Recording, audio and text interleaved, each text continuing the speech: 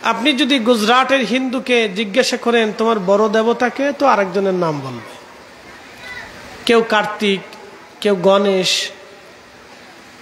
কেউ শিব, এক একজনের এক একটা বড় বড় দেবতা। পৃথিবীর যে কোনো প্রান্তের কোনো মুসলিমকে যদি আপনি জিজ্ঞেস করেন, হে মুসলমান তোমার রবের নাম কি, বলে আমার রব আল্লাহ। কথা ঠিক আছে না? আমাদের রবকে আল্লাহ, এতে কোনো সন্দেহ নাই। দেখেন সনাতনী, পৃথিবীতে 100 কোটির উপরে সনাতনী আছে। 100 কোটির উপরে সনাতনী আছে।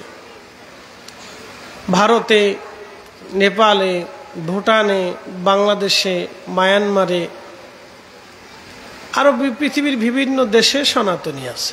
মালয়েশিয়াতে, ইন্দোনেশিয়াতে, থাইল্যান্ডে, লাওসে, ভিয়েতনামে, এই সমস্ত অঞ্চলগুলিতে সনাতনী আছে। আপনি বৌদ্ধকে জিজ্ঞেস করেন, বৌদ্ধ তুমি কার কাছে প্রার্থনা করো? তো বৌদ্ধ বলবে আমি গৌতম বুদ্ধের কাছে, আমার প্রভুর কাছে আমি প্রার্থনা করি। মনোযোগ দিয়েন, গৌতম বুদ্ধের অনেক বড় একটা মূর্তি স্থাপন করা দেখেছি আমি মালয়েশিয়ার গেন্তিং হাইল্যান্ডে।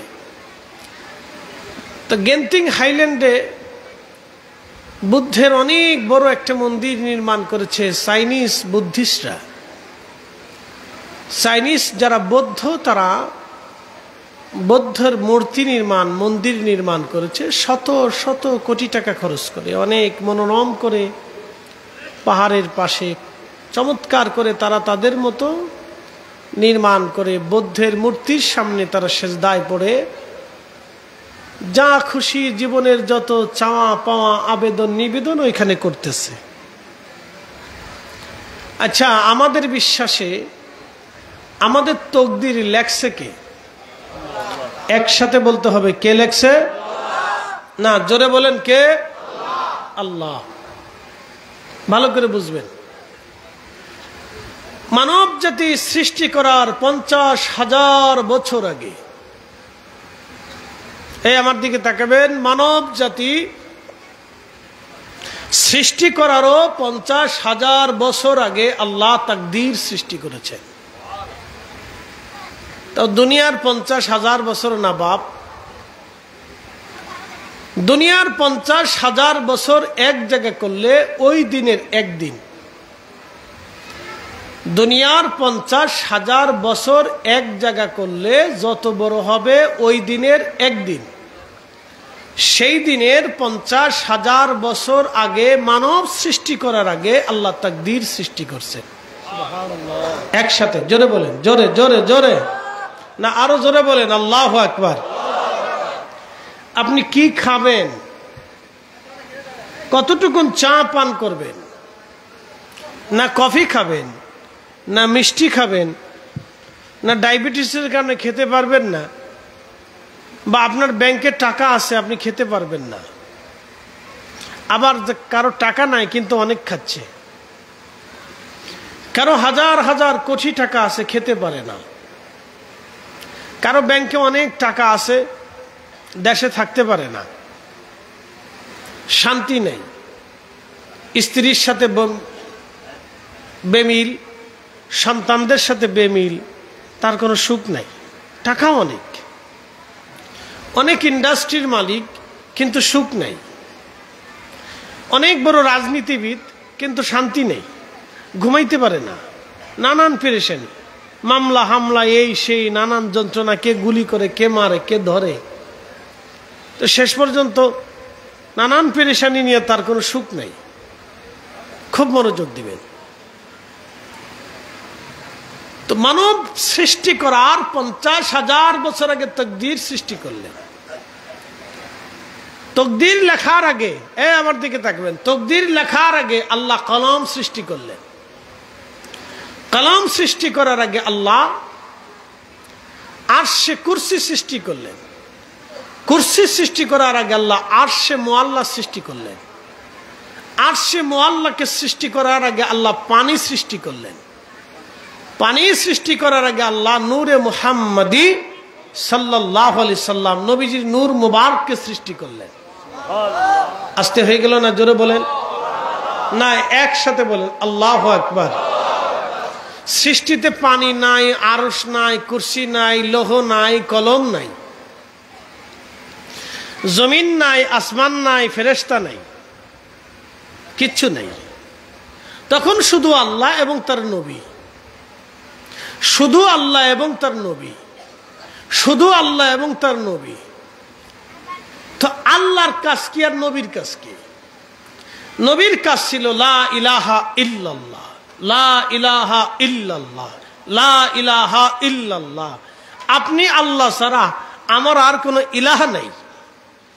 একসাথে বলবেন না মারহাবা? আল্লাহর কাজ কি ছিল? ইউসাল্লুনা আলান নবী, পড়েছে, পড়তেছে, পড়বে। আবার বুঝেন, আবার বুঝেন, এই ডাইন বাম ওয়াজ শোনার কিছু দরকার নেই। ও কোন বিখ্যাত খতিব সাহেব এসে বললো মিলাদুন নবী বেদাত, আর আমি ছাতায় ফতোয়া মেনে নেব, এই ছাতার মূল্য আমরা না। কি কথা কন না, ঠিক কিনা? তো খুব মনোযোগ দেন। কোন খতিব সাহেব এসে কোন মসজিদের বাইতুল মুকাররম না বাইতুল আকসার খতিব সাহেব বললো, ওটা আমরা দেখব না। কারণ পৃথিবীতে যাদের দর্শে বসার মতো যোগ্যতার কোনো আলেম বর্তমান দুনিয়াতে নাই, তারা আল্লাহ রসুলের শানে কিতাব লিখে গেছে এবং এর পক্ষে দলিল দিয়ে গেছে। অতএব আমরা নতুন করে কারো কিতাবেরও দরকার নাই, দলিলেরও দরকার নাই। কথা কন না, ঠিক কিনা? আমরা আর কারো ফতোয়া লাগতো না। যার যার ফতোয়া নিয়ে সেই শুয়ে থাকুক। হে তার নিজস্ব লোকের কাছে, প্রতিষ্ঠানে, তার ঘরে বাইরে তার নিজের কাছে ফতোয়া দিক, ওইগুলো আমাদের কাছে চলে না। তো খুব মনোযোগ দেন। তো নবীর কাজ কি ছিল? নূরে মুহাম্মাদি সাল্লাল্লাহু আলাইহি ওয়াসাল্লামের কাজ কি? লা ইলাহা, একসাথে বলেন লা ইলাহা, আরো জোরে বলেন লা ইলাহা, না জোরে বলেন লা ইলাহা। এই জন্য আল্লাহ রসুল বলে গেছেন আফজালুজ জিকির, আফজালুজ জিকির, সর্বোত্তম জিকিরের নাম কি? লা ইলাহা। কারণ এই জিকিরের আগে আর কখনো কোনো জিকির চালু হয় না। এই জিকিরের আগে কোনো জিকির চালু হয় নাই। এই জিকির হচ্ছে সর্বোত্তম জিকির, লা ইলাহা ইল্লাল্লাহ। এই জন্য এই জিকির করবেন লা ইলাহা ইল্লাল্লাহ। জোরে বলেন লা ইলাহা ইল্লাল্লাহ। আল্লাহ ছাড়া আর কোনো ইলাহ। আপনি অনেক গুনাহ করছেন, ভালো করে বুঝছেন। আপনি অনেক গুনাহ করছেন, অনেক গুনাহ করছেন। নামাজ ছেড়ে দিছেন, রোজা ছেড়ে দিছেন, হজ ছেড়ে দিছেন, যাকাত ছেড়ে দিছেন। এই আপনি আরো মিথ্যা কথা বলছেন, ফায়সা কথা বলছেন, বাজে কথা বলছেন, অনেক গুনাহ আপনার হয়ে গেছে। তারপরেও একদিন না একদিন জান্নাতে যাওয়ার সুযোগ আছে। কিন্তু যদি আপনি আল্লাহকে অস্বীকার করেন, যদি আপনি আল্লাহকে অস্বীকার করেন যে আমি লা ইলাহা ইল্লাল্লাহ মানি না, তাহলে আর কোনোদিন আপনি জান্নাতে যেতে পারবেন না। এটা মনে রাখবেন। এই জন্য ইমানের দৌলত হলো সবচেয়ে বড় দৌলত। আমি আপনাকে বুঝাইতেছি যে আমাদের কেন আমরা দামি, আমি বুঝাইতেছি, খুব ভালো করে শুনবেন। নূরে মুহাম্মাদি সাল্লাল্লাহু আলাইহি সাল্লাম জিকির করতেছে লা ইলাহা ইল্লাল্লাহ। এই শব্দ যদি কেউ কোনোদিন না মানে, তখন আল্লাহ তার উপরে রাগান্বিত হন, স্থায়ীভাবে রাগান্বিত হন। এই রাগটা থাকে স্থায়ী, তুই কেন আমাকে মানলি না। এই রাগ, এই গুসা, এই আল্লাহর কাহারিয়াত থাকবে স্থায়ী, কোনোদিনও এই কাহারিয়াত শেষ হবে না। আল্লাহ কোরআনে দ্ব্যর্থহীন কণ্ঠে আমার রব চমৎকার করে বলে দিয়েছেন, ইন্নাল্লাযীনা কাফারু মিন আহলিল কিতাবি ওয়াল মুশরিকিনা ফি নারি জাহান্নাম খালিদিনা ফিহা আবাদা খালিদিনা ফিহা আবাদা।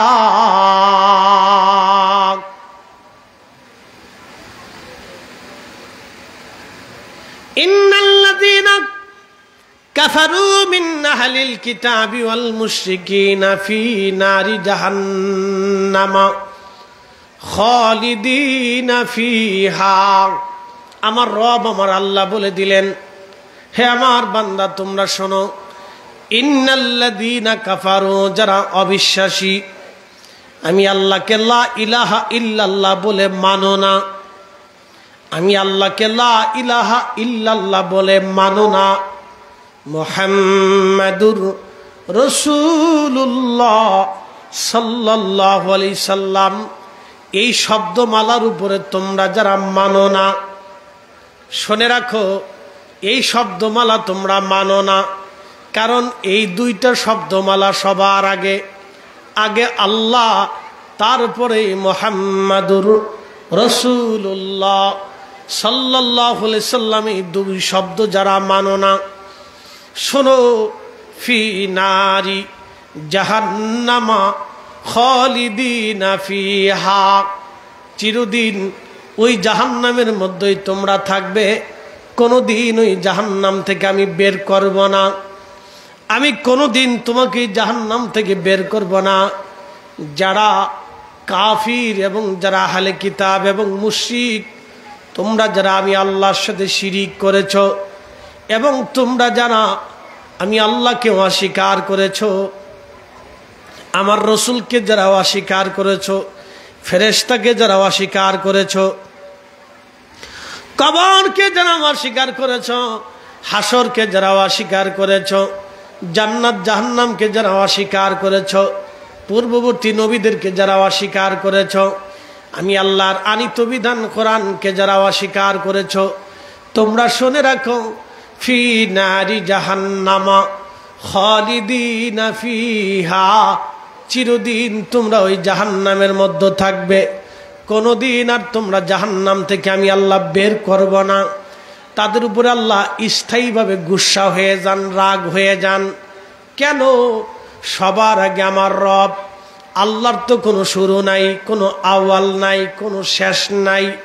আল্লাহর কোনো আওয়াল নাই, আল্লাহর কোনো শুরু নাই, আল্লাহর কোনো শেষ নাই, আল্লাহর কোনো আওয়াল নাই, আল্লাহর কোনো শেষ নাই, আল্লাহর কোনো আওয়াল নাই, আল্লাহর কোনো আখের নাই, আল্লাহর শুরু নাই, আল্লাহর শেষ নাই, আল্লাহর ডানে নাই, আল্লাহর বামে নাই, আল্লাহর সামনে নাই, আল্লাহর পিছন নাই, আল্লাহর উপর নাই, আল্লাহর নিচ নাই, আল্লাহর দৈর্ঘ্য নাই, প্রস্থ নাই, ব্যাস নাই, ব্যাসার্ধ নাই, ওজন নাই।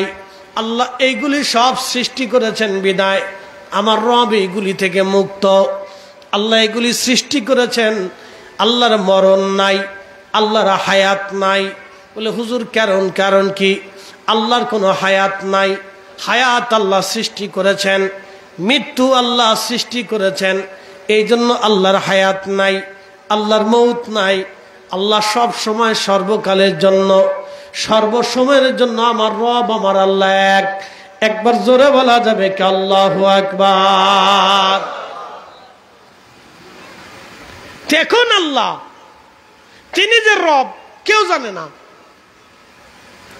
তিনি যে রব কেউ জানে না। তো আল্লাহ প্রকাশ হতে চাইলেন যে আমি যে রব, তো কেউ জানুক। তো সেই জন্যই আল্লাহ সৃষ্টি করার এরাদা করলেন, সৃষ্টিকে সৃষ্টি করার এরাদা করলেন যে আমি যে রব, আমি যে লা ইলাহা ইল্লাল্লাহ, কেউ তো জানে না। আমি তো একা, কুল হুয়াল্লাহু আহাদ, আমি তো এক, আমি ছাড়া তো আর কিচ্ছু নেই। তা আমি तमाम সৃষ্টি করব এরাদা করলেন। তো এরাদা করার পরে আল্লাহ সর্বপ্রথম তো একটা কিছু বানাইছেন না? তো সর্বপ্রথম তো আল্লাহ কিছু তৈরি করছেন। তো সর্বপ্রথম কি বানাইলেন? মোল্লা আলী কারি মাক্কি আল মাউরিদুর রাবি ফি মাউলিদিন নবী সাল্লাল্লাহু আলাইহি সাল্লামের রিসালার ভিতরে বিশ্ববিখ্যাত তার কিতাব।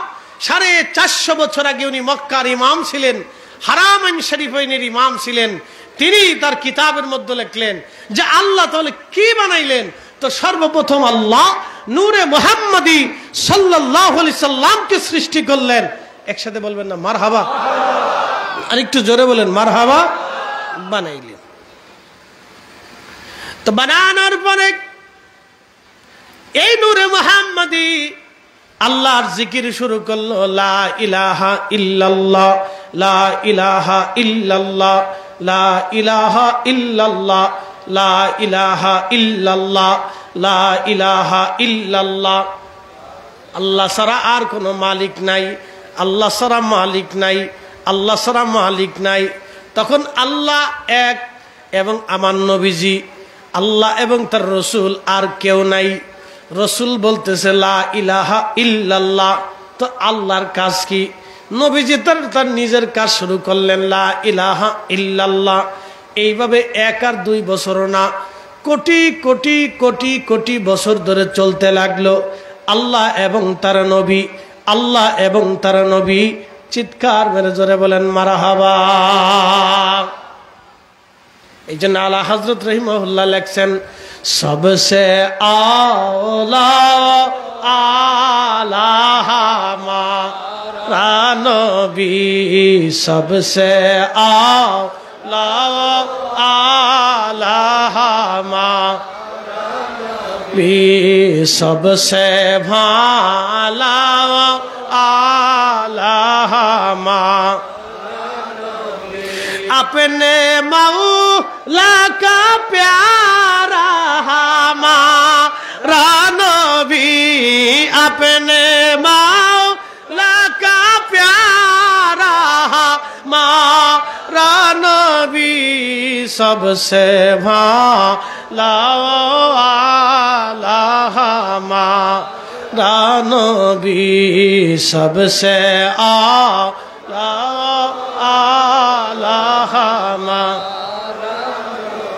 अपने मौला का प्यारा हमारा नबी, दोनों आलम का दुल्हा हमारा नबी, सबसे वाला आला हमारा नबी।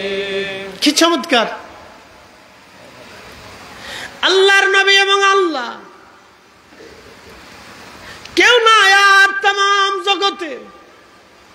আসমান নাই, জমিন নাই, আরশ নাই, কুরসি নাই, লৌহ নাই, কলম নাই, জমিন নাই, কেউ নাই, আল্লাহ এবং নবী।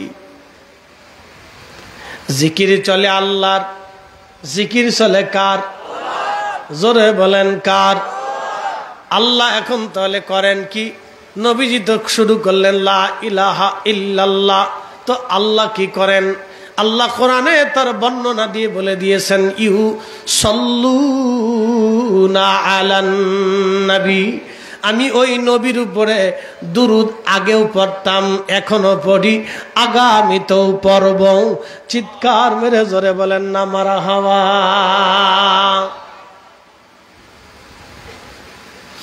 তাহলে আমার নবীর আলোচনা, নবীজির প্রতি বর্ণনা আল্লাহ আমার রব আগে নিজে চালু করেছেন।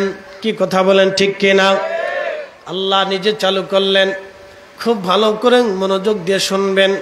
এই জন্য আল্লাহ কোরআনে বললেন, কুল ইন্না সালাতি ওয়া নুসুকি ওয়া মাহইয়ায়া ওয়া মামাতি লিল্লাহি রব্বিল আলামিন। নিশ্চয় সালাত আমি আল্লাহর জন্যে, কুরবানি আমি আল্লাহর জন্যে, জীবন আমি আল্লাহর জন্যে, মৃত্যু আমি আল্লাহর জন্যে, রব্বুল আলামিন সমস্ত জগৎ সমূহের রবের জন্যে। এরপরে আল্লাহ বললেন, ওয়াবিদালিকা উমিরতু লা শারীকা লা। হুজুর বলে দেন, আমার তো কোনো শরীক নাই। লা শারীকা লা, আমি রব ছাড়া আর কোনো রব নাই। লা শারীকা লা, বলে দেন আমি আল্লাহর শরীক নাই। ওয়াবিদালিকা উমিরতু, আপনি আরো বলে দেন যে আপনি আদিষ্ঠিত হয়েছেন এই কথাটা বলার জন্যে। ওয়া আনা আউয়ালুল মুসলিমিন, আমি আল্লাহ, আপনি হাবিব বলে দেন আমি নবী সবার আগে মুসলমান। আপনি নবীর আগে আমাকে কেউ লা ইলাহা ইল্লাল্লাহ বলতে পারে নাই। আপনি নবীর আগে আমাকে কেউ আল্লাহ বলে স্বীকার করতে পারে নাই। আপনি নবীর আগে কেউ আমার জিকির করতে পারে নাই। আপনি নবীর আগে আমার শুকরিয়া কেউ আদায় করতে পারে নাই। আপনি নবীর আগে আমাকে কেউ সেজদা দিতে পারে নাই। আপনি নবীর আগে আমাকে কেউ আল্লাহ বলে স্বীকার করে নাই। আপনি নবীর আগে আমাকে কেউ রব বলে মেনে নাই। আপনি নবীর আগে আমি আমার একত্ববাদের স্বীকারোক্তি কেউ দেয় নাই। আপনি নবী সবার আগে আমাকে লা ইলাহা ইল্লাল্লাহ বলে মেনেছেন। একসাথে বলবেন না মারহাবা? আমি বলি নাই, আল্লাহ নিজে কোরআনে স্বীকার করেছেন। হুজুর আপনি বলে দেন, ওয়া আনা আউয়ালুল মুসলিমিন, আমি সবার আগে মুসলমান। আমি সবার আগে আল্লাহকে আল্লাহ বলে মেনেছি। আমি সবার আগে আল্লাহকে লা ইলাহা ইল্লাল্লাহ বলে মেনেছি। আমি সবার আগে আল্লাহকে সুবহান বলে মেনেছি। সবার আগে আল্লাহকে রহমান মেনেছি। সবার আগে আল্লাহকে রহিম মেনেছি। সবার আগে আল্লাহকে গফফার মেনেছি। সবার আগে আল্লাহকে গফুর মেনেছি। সবার আগে আল্লাহকে রাজ্জাক মেনেছি। সবার আগে আল্লাহকে কারিম মেনেছি। সবার আগে আল্লাহকে সত্তার মেনেছি। সবার আগে আল্লাহকে মাতিন মেনেছি। সবার আগে আমি আল্লাহকে রব্বুল আলামিন মেনেছি। সবার আগে আমি আল্লাহকে আল্লাহ মেনেছি। একবার জোরে বলা যাবে কি মারহাবা? সালাতুন ইয়া রাসূলুল্লাহ আলাইকুম সালাম ইয়া হাবিবাল্লাহ আলাইকুম সালাতুন ইয়া রাসূলুল্লাহ।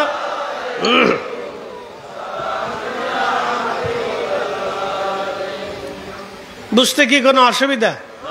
আল্লাহ কোরআনে নিজে স্বীকার করছে, আমি করিনি। আল্লাহ তার কোরআনে আগে স্বীকার করছে। হুজুর আপনি বলেন, আপনি সবার আগে আমাকে আল্লাহ বলে বলছেন। এর অর্থ হলো যখন ফেরেশতা নাই, কারণ ফেরেশতারাও আল্লাহকে আল্লাহ বলে মানে, আসমান আল্লাহকে আল্লাহ বলে মানে, জমিন আল্লাহকে আল্লাহ বলে মানে, সাগর আল্লাহকে আল্লাহ বলে মানে, নক্ষত্র আল্লাহকে আল্লাহ বলে মানে, চাঁদ আল্লাহকে আল্লাহ বলে মানে। প্রশ্ন রাখবেন হুজুর দলিল কি? আল্লাহ নিজে ওয়াজ করেছেন। আল্লাহ বলেছেন, আলাম তারা, নবী আপনি কি দেখেন না, আন্নাল্লাহা ইয়াসজুদু লাহু মান ফিস সামাওয়াতি ওয়া মান ফিল আরদ, আসমান ও জগৎ, জমিন ও জগৎ, ভূমণ্ডল, নভমণ্ডল। কোরআন বলতেছে সপ্তম আসমান, সপ্ত জমিন। আপনি যে আসমানের নিচে বসে আছেন, ওই আসমানের উপরে আরো 6টা আসমান আছে। আপনি যেই জমিনে বসে আছেন, এই জমিনের নিচে আরো 6টা জমিন আছে। এই 6টা জমিন আর 6টা আসমান, ভূমণ্ডল, নবমণ্ডল, নবীজি নক্ষত্রমালা। আপনারা আজকে পবিত্র মাহফিল অনুযায়ী আমার রসুলের মিলাদের মাহফিল দেখার কারণে সুন্দর করে সারা গ্রামই পুকুর সহ সাজিয়েছেন, ঝাড়ের বাতি লাগিয়েছেন। এই ঝাড়ের বাতি যত সুন্দর দেখা যায়, আকাশের নক্ষত্র এরকম সুন্দর দেখা যায়। আল্লাহ বলেন, আফালাম ইয়ানজুরু ইলাস সামা, নবী গো আপনার উম্মতকে বলেন তারা যেন আসমানের দিকে তাকায়। ফাওকাহুম কাইফা বানাইনাহা ওয়া যায়্যানাহা ওয়া মা লাহা মিন ফুরুজ, আমি কত সুন্দর করে আসমানকে সমুন্নত করেছি, আর নক্ষত্র দিয়ে আমি আসমানকে সাজিয়েছি। চিৎকার মেরে জোরে বলেন আল্লাহু আকবার। আল্লাহ বলেন, হুজুর আপনি কি দেখেন না, আসমান ও জগৎ, জমিন ও জগতে, ভূমণ্ডল ও নভমণ্ডলে যাহা কিছু আছে সব আমি আল্লাহকে সেজদা দেয়, আমি আল্লাহকে আল্লাহ বলে মানে। সুবহানাল্লাহ বলবেন না? আচ্ছা, কোন সনাতনী কি আল্লাহকে সেজদা দেয়? সনাতনী সেজদা দেয় কার্তিকের সামনে, গণেশের সামনে, শিবের সামনে, এই আপনার কি বলে কৃষ্ণার সামনে, কালীর সামনে, এরপরে দুর্গার সামনে সে সেজদা দেয়। কার্তিকের সামনে সেজদা দেয়, এই শিবের সামনে সেজদা দেয়, এরপরে লোকনাথের সামনে সেজদা দেয়, গাছের সেজদা দেয়, মাছের সেজদা দেয়, সাগরের সেজদা দেয়, সূর্যের সেজদা দেয়, আগুন জ্বালায় সেজদা দেয়। সনাতনী আল্লাহকে সেজদা দেয় না। বৌদ্ধ সে আল্লাহকে সেজদা দেয় না, সে বুদ্ধের সামনে সেজদা দেয়। শিখ গুরুদুয়ারা বানাইলো, ওই পশ্চিম পূর্ব পাঞ্জাবের স্বর্ণ মন্দির বানাইলো। এই স্বর্ণ মন্দির বানাইয়া শিখ ধর্মের মানুষেরা গুরু নানকের সামনে যায় সেজদা দিল, বলল তুমি আমাদের ভগবান। আমাদের দেশে যারা খ্রিস্টান আছে তারা কুরুশ বানাইয়া আল্লাহকে বিশ্বাস তারা করলো, কিন্তু বলল আল্লাহর স্ত্রী আছে, আল্লাহর মেয়ে আছে, আল্লাহর ছেলে আছে। আল্লাহর ছেলে বেটা স্ত্রী বানাইলো, আল্লাহর তৃতীয়ত্ব খোদা বানাইলো। এইগুলি বানাই আসে এখানে সেজদা দেয়, তার কাছে চায়। তাম পৃথিবীতে বহু ধর্মের মানুষ আছে। আর একটা ধর্মের নাম মাজুসি ধর্ম। মাজুসিরা আগুনের পূজা করে, তারা আগুন জ্বালায়া আগুনের সামনে সেজদায় পড়ে বলল তুমি আমার ভগবান, তুমি আমার স্রষ্টা, তুমি আমাকে দাও। সে আগুনের সামনে সেজদায় পড়ে সেজদা দিয়ে তাকেই রব মেনে নিল। অন্য কোন ধর্মের মানুষ আল্লাহকে আল্লাহ বলে মানে না, আল্লাহকে সেজদা দেয় না। আমার আল্লাহ বলেন হাবিব আপনার উম্মতকে জানায় দেন সমস্ত মাখলুকগুলি সৃষ্টিগুলি আমি আল্লাহকে সেজদা দেয়। আর শামসু সূর্য আমার সেজদা দেয়, আল কামারু চাঁদ আমার সেজদা দেয়, অন্নুজুমু নক্ষত্র সমূহ আমাকে সেজদা দেয়, আকাশের নক্ষত্র আল্লাহকে সেজদা দেয়, অল জীবাণু পাহাড় সমূহ আমাকে সেজদা দেয়, অসাজারু গাছ আমাকে সেজদা দেয়, অদ্দামাবু সমস্ত প্রাণীরা আমার সেজদা দেয়, তামাম মাখলুক আমাকে সেজদা দেয়, অকাসিরুম মিনান নাস কিছু মানুষ আমাকে সেজদা দেয়, কিন্তু সব মানুষ আমাকে সেজদা দেয় না। একবার জোরে বলা যাবে কি আল্লাহু আকবার? তাহলে বোঝা গেল আরশেমু আল্লাহ আল্লাহকে আল্লাহকে আল্লাহ বলে মানে, আসমান আল্লাহকে আল্লাহ বলে মানে, ফেরেশতারা আল্লাহকে আল্লাহ বলে মানে, জিনেরা আল্লাহকে আল্লাহ বলে মানে, লৌহ কলম আল্লাহকে আল্লাহ বলে মানে, পানি আল্লাহকে আল্লাহ বলে মানে, জমিন আল্লাহকে আল্লাহ বলে মানে। তাম সৃষ্টিতে যাহা কিছু আছে ভূমণ্ডল আর নভমণ্ডলে সব আমার আল্লাহকে আল্লাহ বলে মানে। সবাই আল্লাহকে আল্লাহ বলে মানার আগে আল্লাহ কুরআনে বলে দিলেন হাবিব উম্মতকে জানান ওয়া আনা আউয়ালুল মুসলিমিন, আপনি নবীর আগে আমি আল্লাহকে আল্লাহ বলে কেউ মানতে পারে নাই। আপনি নবী সবার আগে, ওয়াল আউয়াল ওয়াল আখির, আপনি নবী প্রথম, আপনি নবী শেষ। একবার জোরে বলবেন কি মারহাবা? সবসে আলা আলাহামা, জোরে জোরে, সবসে আলা আলাহামা সবসে ভালা আলাহামা अपने मौला का प्यारा हमारा नबी, दोनों आलम का दूल्हा हमारा नबी, सबसे आला हमारा नबी। বুঝতে কষ্ট হয়? হ্যাঁ, আমার রসুল আগে, আমি কোরআন থেকে আপনারে বুঝাইছি। অনেকে কোন হাদিস আছে বেটা, হাদিস দিয়ে তুমি কি করবা? আমি আল্লাহর কোরআন থেকে সাক্ষ্য থেকে বুঝাই দিচ্ছি, তুমি হাদিস দিয়ে কি করবা? আল্লাহর কোরআনের দিকে তাকালি তো রসুল আগে, এটা নিজেই বোঝা যায়। কি কথা কর দেখে, খুব মনোযোগ দেবেন। রব্বুল আলামিন নূরের সৃষ্টি করার পরে আল্লাহ পানি সৃষ্টি করলেন। পানি সৃষ্টি করার পরে আল্লাহ রাব্বুল আলামিন আরশে মুআল্লা সৃষ্টি করলেন। আরশে মুআল্লা বানানোর পরে কুরসি বানাইলেন। কুরসি বানানোর পরে লৌহ কলম বানাইলেন। লৌহ কলম বানানোর পরে কলমকে বলেন কলম তুমি লেখো। কলম ডাক দেখ আল্লাহ কি লিখবো? কলম ডাক দিয়ে বলেন আব্বি কি লিখবো আমি? আল্লাহ আপনি বলে দেন। আল্লাহ বলেন উক্তুব মাকাদিরাল খালক, তাম সৃষ্টির তকদির লেখো। মানুষের তকদির লেখলো, গরুর তকদির লেখলো, ছাগলের তকদির লেখলো, বিড়ালের তকদির লেখলো, গরুর তকদির লেখলো, কুকুরের তকদির লেখলো, মাছের তকদির লেখলো, গাছের তকদির লেখলো, পশু পাখির তকদির লেখলো। বর্তমান সিচুয়েশনে 4 লক্ষ প্রজাতির জীব এবং জীবন আছে, সবার তকদির লেখলো। আসমানের তকদির লেখলো, ফেরেশতাদের তকদির লেখলো, জিনদের তকদির লেখলো। এখনো কলম লেখতেছে, কলমের লেখা শেষ হয় নাই। জোরে বলবেন কি মারহাবা। মানব সৃষ্টি করার আগে তকদির আল্লাহ লেখছে। কতটুকুন চা খাবেন আল্লাহ তাও লেখছে, কতটুকুন খাবেন, কি দিয়ে খাবেন। আমি যেমন চিনি ছাড়া খেতেছি, লবণ ছাড়া খেতেছি, এটা আল্লাহ লিখে লাগছিল। তো তুই চিনি খেতে পারবি না, ডায়াবেটিক্স নেই, এটা চিন্তা করেন না। আমি আগে থেকে চিনি বাদ দিয়ে দিছি। চিনি বেশি খেলে কণ্ঠের সমস্যা হয়, এই জন্য চিনি বাদ দিচ্ছি, এটা থাক। চিনি ছাড়া খেতে হবে, লবণ ছাড়া খেতে হবে, কারণ বেশি লবণ দিলে প্রেশার হাই হয়ে যাবে। বলে লেবু দেন না কেন? আপনাদের চট্টগ্রামে লেবু দিয়ে খায়, চট্টগ্রাম আর সিলেটে যদি চা না থাকে তাহলে মনে করবে কোনো মেহমানদারি হয় নাই। আর সিলেটে চার সাথে পান থাকতে হবে। যদি চা আর পান খাবারের পরে না আসে, যদি পান না আসে, তোকে এটা সিলেটটি না, এটা রোহিঙ্গা জাতীয় অভ্যাস। খাবারের পরে সিলেটি পান খাবে, তাদের অভ্যাস।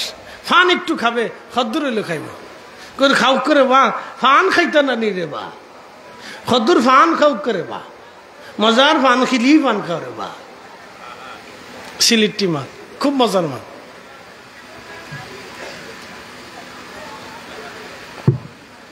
তো খুব মনোযোগ দেবেন। সৃষ্টি কি হবে তকদির আমার আল্লাহ লেখলেন, ভাগ্যে কি আছে সব লেখলেন। এটার নাম তাকদির। আমার রব আমার আল্লাহ লেখলেন, তাকদির লেখলেন 50,000 বছর আমাদের সৃষ্টি করার আগে। এরপরে আল্লাহ আসমান জমিন বানাইলেন, তারপরে আল্লাহ ফেরেশতা বানাইলেন। ফেরেশতা জাতির বহু বহু বছর পরে আল্লাহ জিন জাতি বানাইলেন। ফেরেশতাদের সাথে আল্লাহর প্রেম হলো না, মজা লাগলো না, জিন আল্লাহ বানাইলেন।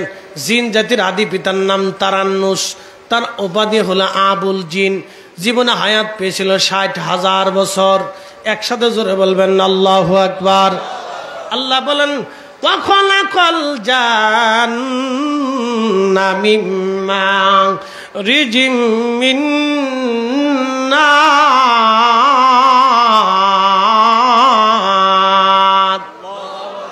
আমি জিন বানাইলাম, আগুনের শিখা দিয়ে জিন বানাইছি।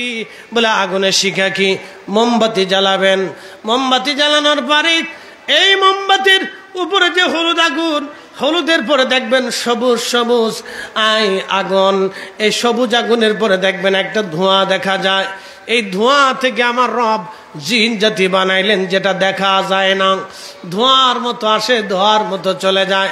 মাঝে মধ্যে ওরা কুকুরের আকৃতি, বিড়ালের আকৃতি বেশি নেয়, সাপের আকৃতি নিয়ে ঘরের মধ্যে জিন জাতিরা আসে। এই জন্য আল্লাহর নবী বললেন, তোমাদের ঘরের মধ্যে যদি কোনো সাপ দেখো তাহলে প্রথমত তাকে বলবা, হে তুমি আল্লাহর বান্দা, আমাকে ছেড়ে চলে যাও, আমার বাসস্থান থেকে তুমি চলে যাও, তুমি হযরত সুলাইমান আলাইহিস সালামের দেওয়া আইন মেনে চলো।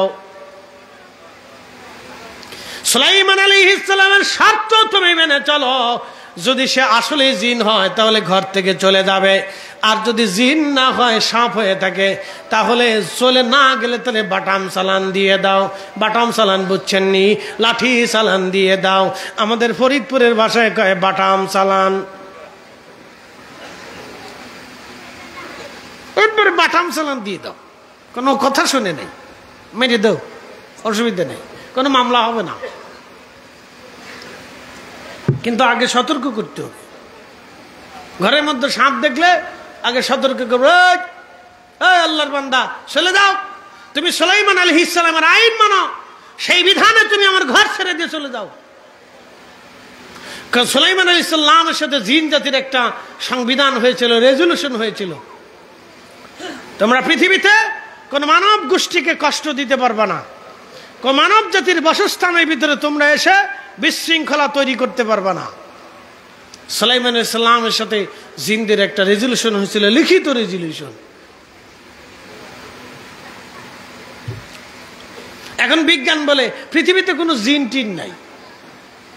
আচ্ছা, বিজ্ঞান মানি না কোরআন মানি? একসাথে বলে, জোরে বলে, আরো জোরে। জোর হয় না কেন? জোরসে বলো। পদার্থ বিজ্ঞানী, রসায়ন বিজ্ঞানী বলে বলে জগতে স্রষ্টা বলে কিছু নাই। আমি বলি বিজ্ঞানী নিজেই পাগল হয়েছে। স্রষ্টা যদি না থাকতো তাহলে বিজ্ঞানী নিজের স্বাস্থ্য, নিজের জীবন ধরে রাখতে পারতো। ও নিজেও বাঁচে না, কয়েকদিন পরে হেউ মরে যায়, তার চুল ফেঁকে যায়, দাড়ি ফেঁকে যায়। সে যে এত বড় বিজ্ঞানী, কেউ পারলো না চুল কাঁচা রাখতে। এত বড় বিজ্ঞানী, সে পারলো না তার ত্বককে সজীব রাখতে।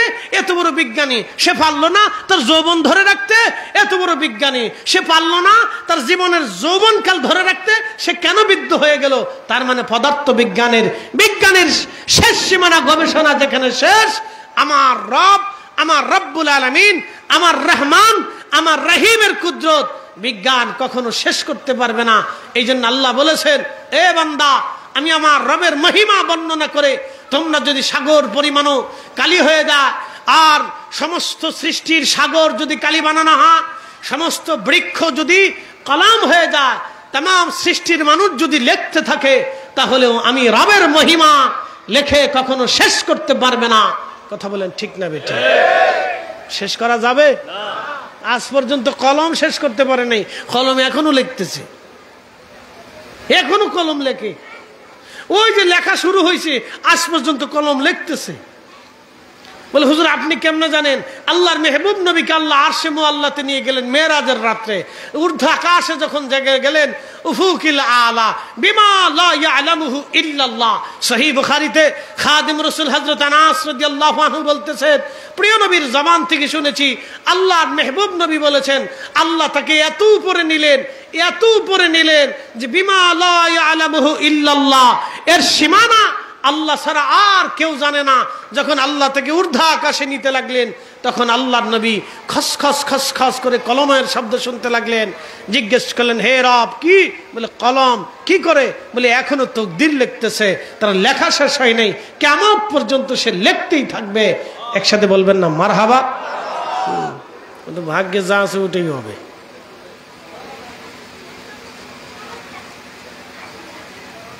খুব মনোযোগ দেন।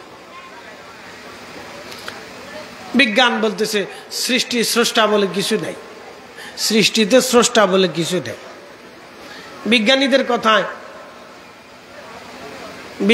কথায় আপনার ওই নাস্তিকরা লাফালাফি করে। আচ্ছা আপনাদেরকে প্রশ্ন করি, আমার দিকে তাকান খুব ভালো করে, আমার থিমটা একটু 1 মিনিটে বুঝেন। আমরা মারা যাব কিনা? একসাথে বলেন, যাব কিনা? জোরে বলেন। আমাদের কি মারা যায়? কি চলে যায়? রূহ। একসাথে বলেন, কি চলে যায়?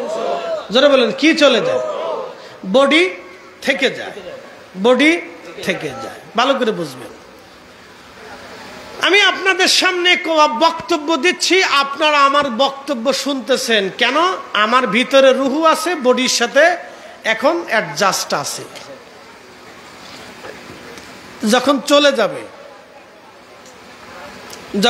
যাবে একজন তো তাকে নিয়ে যাবে, কথা ঠিক আছে না? তো একজন তো নিয়ে যাবে, তো যে নিবে সে তো আরেকজনের হুকুমে চলে, তো আরেকজনের হুকুমে নিবে। রূহ আমাদের সবার সামনে চলে গেল, ডাক্তারদের সামনে রূহ চলে গেল, বিজ্ঞানীদের সামনে রূহ চলে গেল, পদার্থবিদদের সামনে রূহ চলে গেল, রসায়নবিদদের সামনে রূহ চলে গেল, দার্শনিকের সামনে রূহ চলে গেল, ওঝার সামনে রূহ চলে গেল, কবিরাজের সামনে রূহ চলে গেল, জাদুকরের সামনে রূহ চলে গেল। মানুষ এত জাদুবিদ্যা শিখলো কিন্তু রূহ ধরে রাখতে পারলো না। মানুষ এত বিজ্ঞান শিখলো কিন্তু রূহ ধরে রাখতে পারলো না। মানুষ এত জ্ঞান শিখলো কিন্তু রূহ ধরে রাখতে পারলো না। তো রূহ চলে গেল, একজন তো নিয়ে গেল। কে নিয়ে গেল?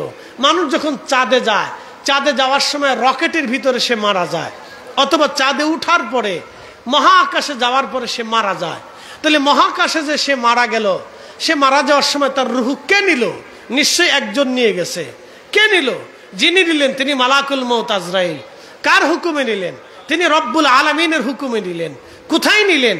আর একটা জগতে নিয়ে চলে গেলেন। তাহলে বোঝা গেল যে গেল সেও সত্য, যে নিল সেও সত্য, যার হুকুমে নিল সেও সত্য, যেই জগতে নিল জগৎ সত্য। একসাথে বলবেন না মারহাবা? হিসাব সহজ। তো বিজ্ঞানী পাগল হলে তো আর আমরা পাগল হব না।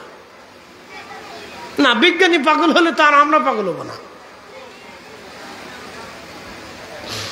খুব মনোযোগ দিবেন প্রিয় উপস্থিতি হাজিরিন। রব্বুল আলামিন মহাগ্রন্থ পবিত্র কুরআনুল কারীমে আমার রব আমার আল্লাহ বলে দিলেন, হে আমার হাবিব, আমার তামাম সৃষ্টি আমার সেজদা দেয়। আপনি তো নিজেও দেখেন হে নবী, তামাম সৃষ্টি আমাকে সেজদা দেয়। হুজুর, তার মানে বোঝা গেল সবার আগে আল্লাহকে যিনি আল্লাহ বলে স্বীকার করলেন তিনি আমার আপনার নবী। খুব মনোযোগ দিবেন।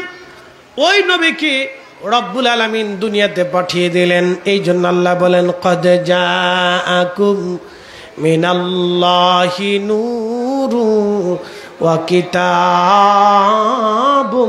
মুবিন। আমি আল্লাহ আমার কাছ থেকে, আমার পক্ষ থেকে নবী আপনাকে পাঠিয়েছি নূর বানায়া। অপর আয়াত আল্লাহ বললেন, ওয়ামা আরসালনাকা ইল্লা রাহমাতাল লিল আলামিন। तमाम বিশ্ববাসীর জন্য শুধু আপনাকে রহমত বানাই আমি পাঠিয়েছি। আল্লাহ বললেন, হাবিব আমি আপনাকে পাঠিয়েছি। আর এক আয়াত আল্লাহ বললেন, কামা আরসালনা ফীকুম রাসূলা, আমি আপনাকে তাদের মধ্যে রাসূল বানিয়ে পাঠিয়েছি। আল্লাহ বলেন আমি আপনাকে পাঠাইলাম। অপর আয়াত আল্লাহ বললেন, ইয়া আইয়ুহান নাবিয়্যু ইন্না আরসালনাকা শাহিদ, ও আমার হাবিব আপনাকে আমি পাঠিয়েছি শাহিদ, সাক্ষী বানায় পাঠাইলাম। মুবাশশিরাও ওয়া নাযীরা, আপনাকে সুসংবাদ প্রদানকারী হিসেবে পাঠাইলাম, আপনাকে ভীতি প্রদর্শনকারী হিসেবে পাঠাইলাম। ওয়া দাঈয়ান ইলাল্লাহি বিইজনিহি ওয়া সিরাজাম মুনীরা, আপনাকে আমি আল্লাহর দিকে আহ্বানকারী হিসেবে পাঠিয়েছি। হাবিব আপনাকে পাঠাইলাম, আপনাকে আমি আল্লাহ পাঠিয়েছি।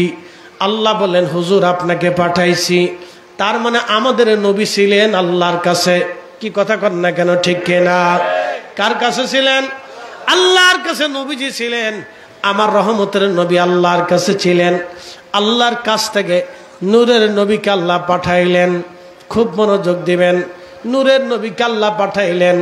হযরতে আদম সফিউল্লাহর পেশানিতে আল্লাহ পাঠাইলেন। আমার রব আমার আল্লাহ তার নবীকে দুনিয়াতে পাঠাইলেন। পেশানি আদম সফিউল্লাহর চুল থেকে তুনকালু মিন সালিবিন ইলা রাহিমিন ইযা মাদা আলামু বাদা তবাক। ৩০,০০০ সাহাবীর সামনে হযরত আব্বাস রাদিয়াল্লাহু আনহু তাবুকের যুদ্ধের ময়দানে মোল্লা আলী কারি রাহিমাহুল্লাহ আল মাউরিদের মধ্যে লেখেন, ২৭টি কিতাবের মধ্যে এসেছে সাহাবী রাসূল হযরতে আব্বাস রাদিয়াল্লাহু আনহু নবীজির চাচা হয়ে নবীর সামনে কবিতা বললেন, হুজুর আপনার প্রশংসা করতে চাই। নবীজি বললেন, প্রশংসা করো। তখন নবীজির চাচা বললেন, তুনকালু মিন সালিবিন ইলা রাহিমিন ইদা মাদা আলামুন বাদা তবাক। নবীজি আপনি যখন দুনিয়াতে আসলেন, সুল থেকে রেহেম, পবিত্র রেহেম থেকে সুল। আল্লাহ কোরআনে বললেন, ওয়া তাকাল্লুবাকা ফিস সাজিদিন। এই আয়াতের তাফসীর বিশ্ববিখ্যাত ইমাম রাইসুল মুফাসসিরিন, যিনি সমস্ত তাফসীর কারকদের যিনি সরদার, হযরত আব্দুল্লাহ ইবনে আব্বাস রাদিয়াল্লাহু আনহুমা বললেন, এই আয়াত দিয়ে আল্লাহ বুঝিয়েছেন প্রত্যেক যুগে যুগে কারানান ফাকারানান, যুগের আবর্তনে বিবর্তনে, মানে যুগের পর যুগ আমার আল্লাহ পবিত্র রেহেম থেকে সোলব, সোল থেকে রেহেমে নূরে মুহাম্মাদিকে আমার আল্লাহ স্থানান্তর করলেন। আদম থেকে শীষ, শীষ থেকে পবিত্র সোলব হয়ে হযরত নূহ আলাইহিস সালাতু ওয়াস সালাম। নূহ নবী মহাপ্লাবনের ভিতরে তিনি একা ছিলেন না, ওই নূহ আলাইহিস সালামের সুলবে নূরে মুহাম্মাদি সাল্লাল্লাহু আলাইহি সাল্লাম ছিল। হযরত নূহ নবী মহাপ্লাবনে 40 দিন পর্যন্ত কাবা শরীফের চারপাশে ঘুরতে লাগলেন। 40 দিন ঘুরতে লাগলেন। তার নৌকা পৃথিবীর অন্য কোথাও যায় নাই, হেরেমের চারপাশে নৌকা ঘুরতে লাগলো। নবীজির চাচা বললেন, হুজুর, ওগো আমার চাচান, আমার ভাতিজা, আমার নবী, আপনি শুনে নেন, নূহ নবী একা ছিল না, আপনি নূহ নবীর সুলবের মধ্যে ছিলেন। হুজুর, ওই দিন নসরান প্রতিমা পূজারীরা ডুবে মারা গেল। ইয়া রাসূলুল্লাহ, নূহ নবী একা ছিল না। নূহ নবী থেকে আপনার পবিত্র রেহেম সুলব করে আল্লাহ নিতে নিতে ইব্রাহিম আলাইহিস সালাতু ওয়াস সালামের কাছে নিয়ে গেলেন। ইব্রাহিমকে আগুনের মধ্যে ফেলে দেওয়া হলো। ইব্রাহিম একা ছিল না, আপনি ইব্রাহিমের মধ্যে আপনি নবীজি ছিলেন। হযরতে সাইয়েদুনা ইব্রাহিম আলাইহিস সালাম একা ছিলেন না, ইব্রাহিমের মধ্যে নূরে মুহাম্মাদি ছিল। খুব মনোযোগ দিয়ে ভালো করে শুনবেন, ইব্রাহিম আলাইহিস সালাতু ওয়াস সালাম একা না। যখন নূরে মুহাম্মদ ইব্রাহিমের মধ্যে চলে গেল, আগুন জ্বলল, ইব্রাহিম জ্বলে না। ইয়া নারু কুনি বারদাউ ওয়া সালামান আলা ইব্রাহিম। আমার আল্লাহ ইব্রাহিমের জন্য আগুনকে আমার রব এয়ার কন্ডিশন করে দিলেন। ইব্রাহিম থেকে নিয়ে আসলেন পবিত্র সুল থেকে রেহেম করে আমার আল্লাহ হযরতে হাজর আলাইহিস সালামের মাধ্যমে হযরত সাইয়েদুনা ইসমাইল আলাইহিস সালামের সুলবে নিয়ে আসলেন। ইসমাইল আলাইহিস সালাম ইব্রাহিমের ছুরির নিচে চলে গেলেন। বন্ধু, খুব মনোযোগ দিয়ে শুনবেন, সাইয়েদুনা ইসমাইলকে যখন জবে করার জন্যে মক্কাতুল মুকাররমার মিনা প্রান্তরে একটা ছোট্ট পাহাড়ের পাশে একটা টিলা আছে। এই টিলার উপরে এখনো সেই চিহ্নটা আছে যেখানে সাইয়েদুনা ইব্রাহিম খলিলুল্লাহ হযরত ইসমাইল আলাইহিস সালামকে জবেহ করতে গিয়েছিলেন। ছুরি হাতে নিয়ে বিসমিল্লাহি আল্লাহু আকবার বলে চোখ বেঁধে হযরত ইব্রাহিম জবেহুল্লাহ, ইব্রাহিম খলিলুল্লাহ ইসমাইল জবেহুল্লাহকে ছুরি চালাইলেন। তখনই আল্লাহ ডাক দিলেন, জিব্রাইল তাড়াতাড়ি যাও, আমার ইসমাইলকে সরাইয়া জান্নাত থেকে জুম্বা চালাইয়া দাও। জিব্রাইল বলেন, হুজুর, এই দিন আমার এত কষ্ট হয়েছিল, আমি খোদার আরশে আল্লাহর নিচে সিদরাতুল মুনতাহার পাশে ছিলাম। আমি খোদার হুকুম পাই একটা দৌড় মারলাম, আল্লাহর জান্নাতে গেলাম। 40 বছর ধরে জান্নাতে একটা দুম্বা লালন পালন চলতেছিল। ওই দুম্বাখানাকে ধরে নিয়ে আমি জমিনে গেলাম। মিনা প্রান্তরে যাইয়া ছুরির নিচ থেকে ইসমাইল আলাইহিস সালামকে সরাইয়া আমি দুম্বাখানা ইব্রাহিমের ছুরির নিচে দিয়ে দিলাম। সেই জন্য তিনি হলেন জবেহুল্লাহ, আল্লাহর পক্ষ থেকে জবেহ। কিন্তু জবাই হলো না, কারণ কি? ওই সময় ইসমাইল একা ছিলেন না। ইসমাইলের সেসামে, ইসমাইলের সুলবে নূরে মুহাম্মাদি সাল্লাল্লাহু আলাইহি সাল্লাম ছিল। একবার জোরে বলা যাবে কি মারহাবা?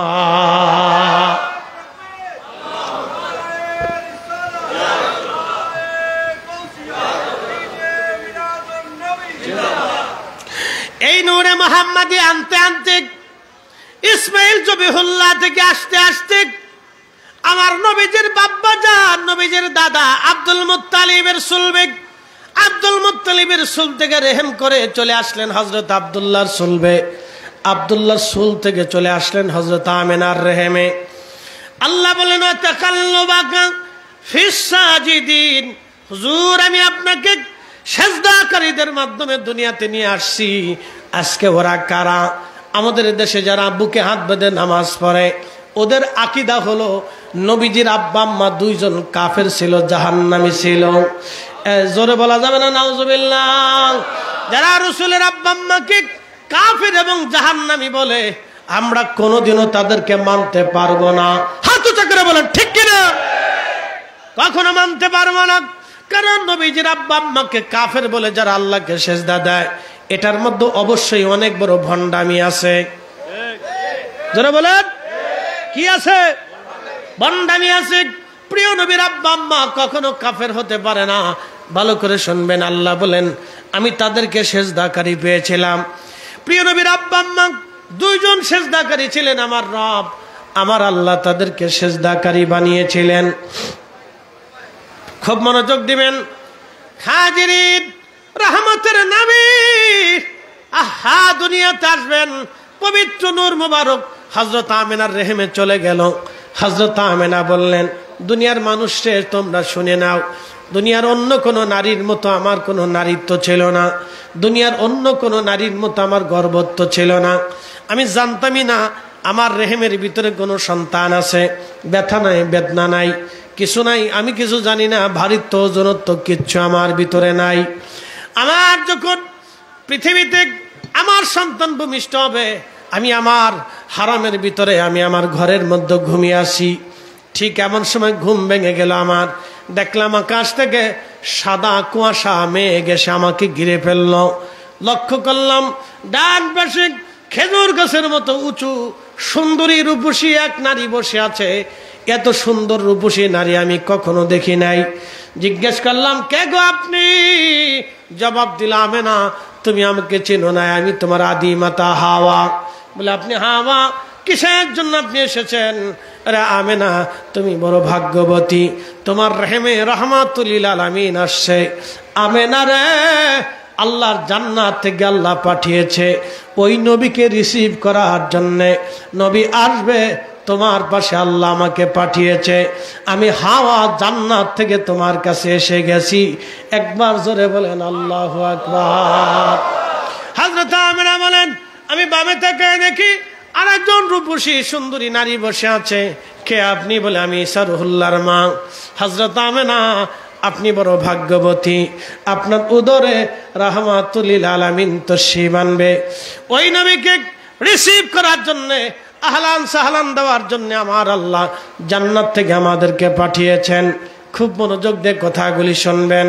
আল্লাহ নবীর মা হযরত সাইয়েদা আমেনা বলতেছেন, দুনিয়ার মানুষে আমি দেখলাম খারাজা মিনহা নূর, আমার ভিতর থেকে নূর বের হয়ে যায়। কি বের হয়? জোরে বলেন কি? আমার ভিতর থেকে নূর বের হলো। নূর বের হওয়ার পরে দুনিয়ার অন্য অন্য বাচ্চারা দুনিয়াতে প্রসব হওয়ার পরে, ভূমিষ্ঠ হওয়ার পরে এই বাচ্চারা হাওমাও করে কাঁদে, কিন্তু দুনিয়ার অন্য কোনো বাচ্চার মতো না। আমার সন্তান মুহাম্মদ আমিনকে আমি দেখলাম, আমার সন্তান সেজদার মধ্যে পড়ে আছে। আর সেজদার মধ্যে পড়ে আমার সন্তানের জবান থেকে একটা আওয়াজ আসতেছে, ইয়া রব হাবলি উম্মতি, ইয়া রব হাবলি উম্মতি। আল্লাহ, আমার উম্মতের কি হবে? আমার উম্মতের উপায় কি? চিৎকার মেরে বলবেন আল্লাহু আকবার। হ্যাঁ, জোরে জোরে জোরে জোরে জোরে জোরে বলেন না ইয়া রাসূলুল্লাহ। হযরত আমিনা বললেন, দুনিয়ার মানুষ আমি তার সেজদারত দেখেছি, সেজদায় থেকে শব্দ বলে কাঁদতে দেখেছি, আমি তার সেজদার মধ্যে দেখেছি। আমি উঠে দেখলাম সে সেজদায় পড়ে আছে, সেজদারত আছে। আমার নবী রহমতের নবী আসলেন, এই জন্য পবিত্র নূর, নূর মুবারক ভালো করে বুঝে যাবেন। এই নবীর প্রেমের নূর, নবীর ইশকের নূর। শুনে যান, নবীর প্রেমের নূর, এই রাসূলের ইশকের নূর, ইশকের নূর, প্রেমের নূর, ইশকে মুহাম্মাদি, নূরে মুহাম্মাদি, ইশকের নূর, প্রেমের নূর। ঈমানের ভিতরে, কলিজার ভিতরে যদি না থাকে, ওই ঈমানের 4 পয়সা দাম নাই। এই জন্য আল্লামা ইকবাল লিখেছেন, মগজ করা রোহে ঈমান জানে দিন, হাসতে হবে রহমাতুল লিল আলামিন। মগজ করা রোহে ঈমান জানে দিন, হাসতে হবে রহমাতুল লিল আলামিন। কোরআনের মগজ বলো, ঈমানের রূহ বলো, ধর্মের প্রাণ বলো, সব কিছুর মূল হলো নবীর ভালোবাসা। ইশকে রাসূল যারা নাই, ঈমান তার নাই। ইশকে রাসূল যারা নাই, ঈমানে তার নূর নাই। কথা কর না কে? ঈমানে, জোরে বলেন, ঈমানে নূর নাই। জোরে বলেন, ঈমানে নূর নাই। আর রসুলের ইশক যার কলিজায় নাই, তার নূর নাই। রসুলের প্রেম যার নাই, তার নূর নাই। আল্লাহ রাসূল নিজে বলেছেন, লা ইউমিন, ইমানদার হবা না হাত্তা আকুনা আহাব্বা ইলাইহি মিন ওয়ালিদিহি ওয়া ওয়ালাদিহি ওয়ান নাসি আজমাইন। তোমার সন্তান সন্ততিকে তুমি কলিজার ভিতর থেকে যেইভাবে ভালোবাসো, সেই তার চাইতে যদি কলিজার ভিতর থেকে আমি নবীকে ভালোবাসতে না পারো, তাহলে শুনে রাখো, জেনে রাখো, এ আমার উম্মত, তুমি ঈমানের লজ্জত আসবে না, ঈমানের স্বাদ হবে না। এই জন্য সাহাবীদেরকে দেখবেন তারা সব কিছু দিয়ে রসুলকে ভালোবাসতো। কথা বলেন ঠিক না বেঠে?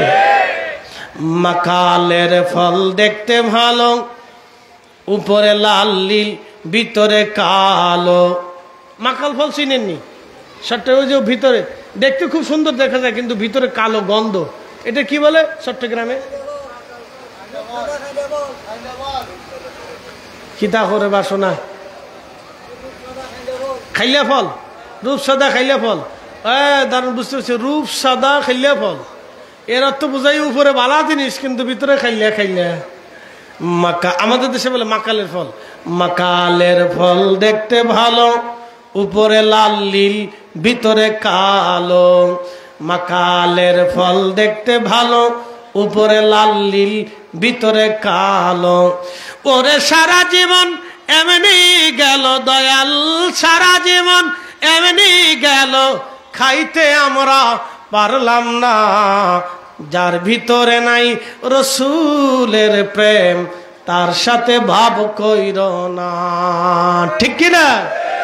যার ভিতরে নাই রসুলের প্রেম, তার সাথে ভাব রাইখো না।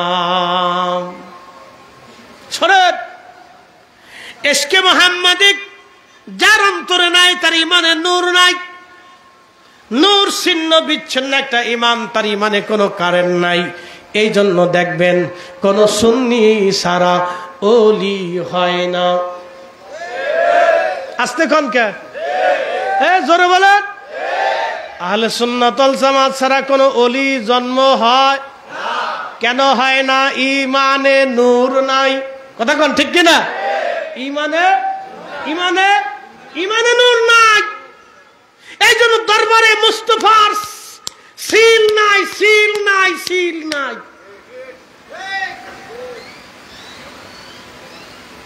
দরবারে মুস্তাফা হচ্ছে আল্লাহ, আল্লাহ পাওয়ার ইমিগ্রেশন। এই দরবারে মুস্তাফার ইমিগ্রেশনের সিল না হলে দরবারে এলাহির মহব্বতে আপনি ঢুকতে পারবেন না।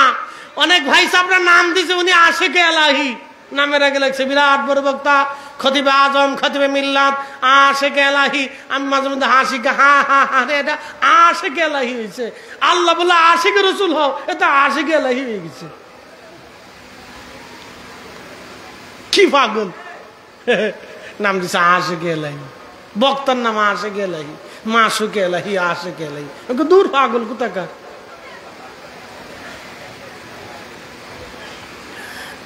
মুসলমান খুব মনোযোগ দিবেন। সাহাবীদের জিন্দেগিতে কোন সাহাবী আগে আশিকে এলাহি হয় না, আগে আশিকে রসুল হয়েছে। কথা কন না কা? হযরত বেলাল আশিকে রসুল, ওয়াসাল করনি আশিকে রসুল। হযরত আবু বকর আশিকে রসুল। শুধু কি আশিকে রসুল? নবীজি বললেন, আবু বকর হিজরত করা লাগবে, প্রস্তুতি নিও। হযরত আবু বকর সেদিন থেকে ঘরের দরজায় হেলান দিলেন। শুধু বুঝেন, হযরত আবু বকর ঘরের দরজায় হেলান দিলেন, দরজার সাথে কান লাগায় দাঁড়ায় থাকেন, ঘুমান না, দাঁড়িয়ে আছেন। নবীজি আসবে, নবী আসবে, মেহবুব আসবে, মেহবুব আসবে, মেহবুব আসবে, হাসবে। স্ত্রী ছেড়ে দিলেন, সন্তান ছেড়ে দিলেন, স্ত্রী ছেড়ে দিলেন, সন্তান ছেড়ে দিলেন, বিছানা ছেড়ে দিলেন। নবী আসবে, রসুল আসবে। নবীর আশায় প্রথম দিন গেল, দ্বিতীয় দিন গেল, সপ্তাহ চলে গেল, মাস চলে গেল, মাস চলে গেল, মাস চলে গেল। এইভাবে বহু মাস পরে আল্লাহর নবী ঘরের দরজার মধ্যে টুকা দিলেন ছোট্ট করে। আবু বকর ছোট্ট করে একটা ডাক দিলেন, দরজা আস্তে করে খুলে গেল। নবীজি বললেন, আবু বকর তুমি কি ঘুমাও নাই? বলি, ইয়া রাসূলুল্লাহ, বহুদিন আগে আপনি বলেছিলেন হিজরত করা লাগবে। নবীজি আমি আপনার জন্য এই দরজায় হেলান দিয়ে দাঁড়িয়ে আছি, স্ত্রী ছেলে দিয়েছি, নির্ঘুম ভাবে ঘুম হারাম করেছি, বিবি থেকে জুদা হয়েছি, সন্তান থেকে জুদা হয়েছি, ইয়া রাসূলুল্লাহ নিজের আরাম থেকে জুদা হয়েছি, সব কিছুকে এক বসে লাথি মেরে ফেলে দিয়ে আমার আকা, আমার মাওলা, আমার মেহবুব আসবে, আমি আমার মেহবুবের জন্য দরজার সাথে হেলান দিয়ে দাঁড়িয়ে আছি, আপনি কবে আসবেন? হুজুর আপনি আসবেন আর আমি ঘুমিয়ে থাকবো, আবু বকর আবু বকর বলে ডাকবেন, কাফেররা জেনে যাবে আপনাকে কষ্ট দেবে নবীজি, তা কি করে হয় ইয়া রাসূলুল্লাহ? সেই জন্য আমি আবু বকর কখনো ঘুমাই নাই।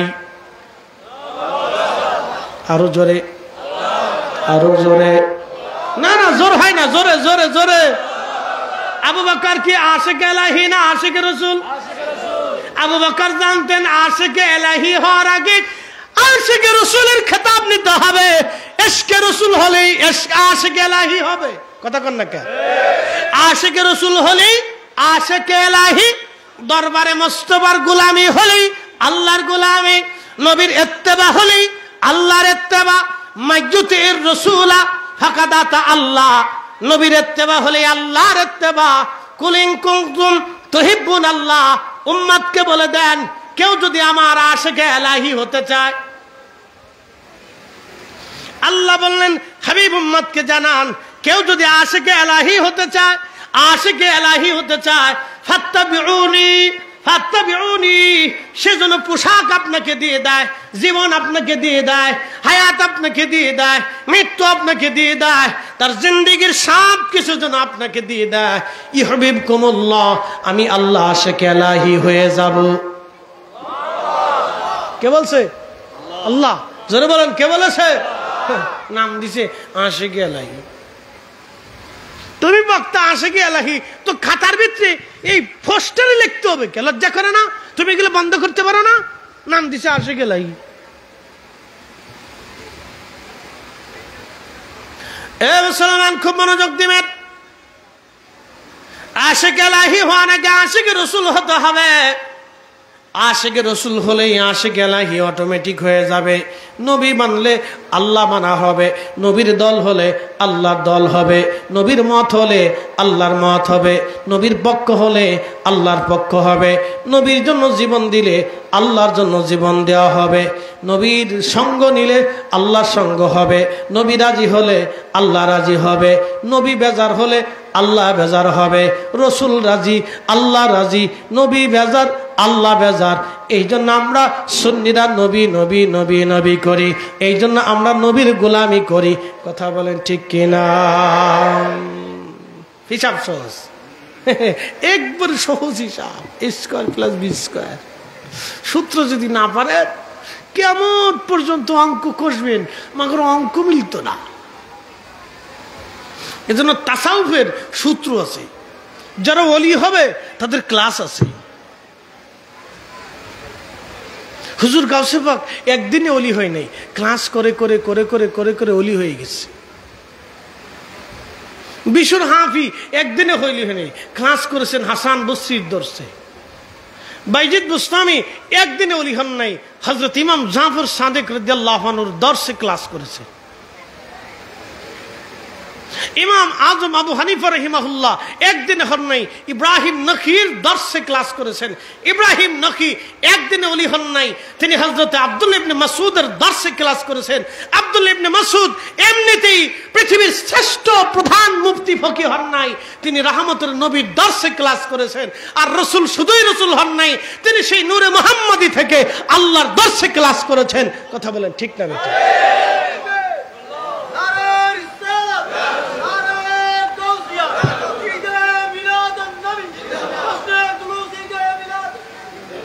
আল্লাহ আমাদেরকে বোঝার তৌফিক দিক, সকলে বলেন আমিন। মুক্তাসার আপনাদেরকে কিছু কথা বোঝানোর চেষ্টা করলাম। মেহবুব আলা নবী, এই জন্য আল্লাহর জিকির হচ্ছে সর্বোত্তম জিকির। আমি বুঝাইছি যে জিকিরটা কিভাবে আসলো, আর রসুল করিমের এই নূর কিভাবে দুনিয়াতে আসলো, নবীর সম্মান কোথার থেকে চালু হলো। আমি আপনাদেরকে মুখতাসার বোঝানোর চেষ্টা করছি, ভিতরে আরো বিশদ আলোচনা ছিল, লম্বা করলে সারা রাত চলে যাবে, সেই জন্য আমি আর লম্বা করি নাই, মুখতাসারের মধ্যে শেষ করে দিয়েছি। শোনেন প্রিয় উপস্থিতি আমার, আপনাদেরকে একটা কথা বলি, নবী আসবে, নবী আসবেন, যুগ যুগ যুগ যুগ ধরে তার আলোচনা চলমান ছিল। এমন কোন নবী নাই যেই নবী তার উম্মতের মাঝে আমার রসুলের দাওয়াত না দিছে। একসাথে বলবেন না মারহাবা? জোরে বলেন। আচ্ছা বলেন তো, আমরা এখন হুজুর গাউসে পাকের প্রশংসা করি না? করি কি না? করি। কেন করি? তার নাম আছে, আল্লাহকে তিনি খুশি করছেন, তার স্মরণ আল্লাহ আমাদের হৃদয়ের ভিতরে দিয়ে রাখছে। এখন বলেন তো, আগামী দিনে কোন ওলি দুনিয়াতে আসবে আমরা জানি? একসাথে বলেন, জানি, কিন্তু জানি না। নবী আসবে, সব নবীদের কাছে আল্লাহ মেসেজ পাঠিয়েছিলেন, সব নবীদের কাছে স্বীকারোক্তি নিয়েছিলেন আলমে মেসাকে।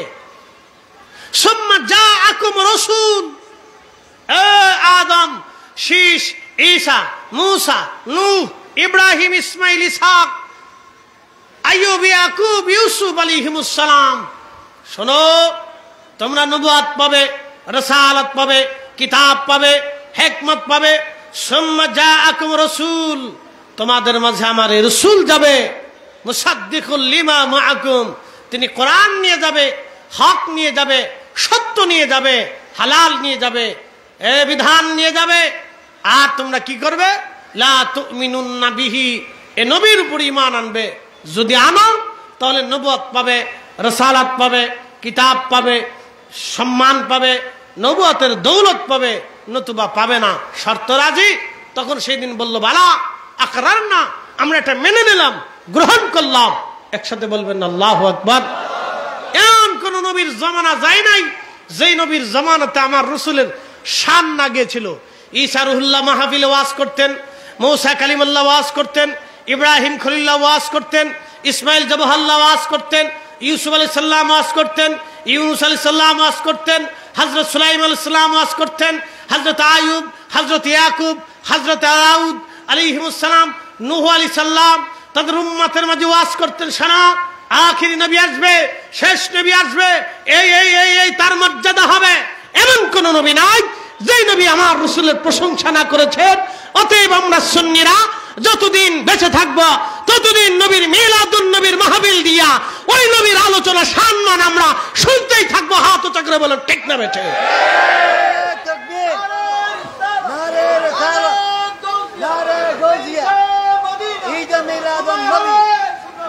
আমরা কারো ফতোয়া তোয়াক্কা করি না, কথা বলেন ঠিক কিনা? ও ফতোয়া মানার টাইম আমাদের নাই, ওগুলো দেখার সময় নেই আমাদের।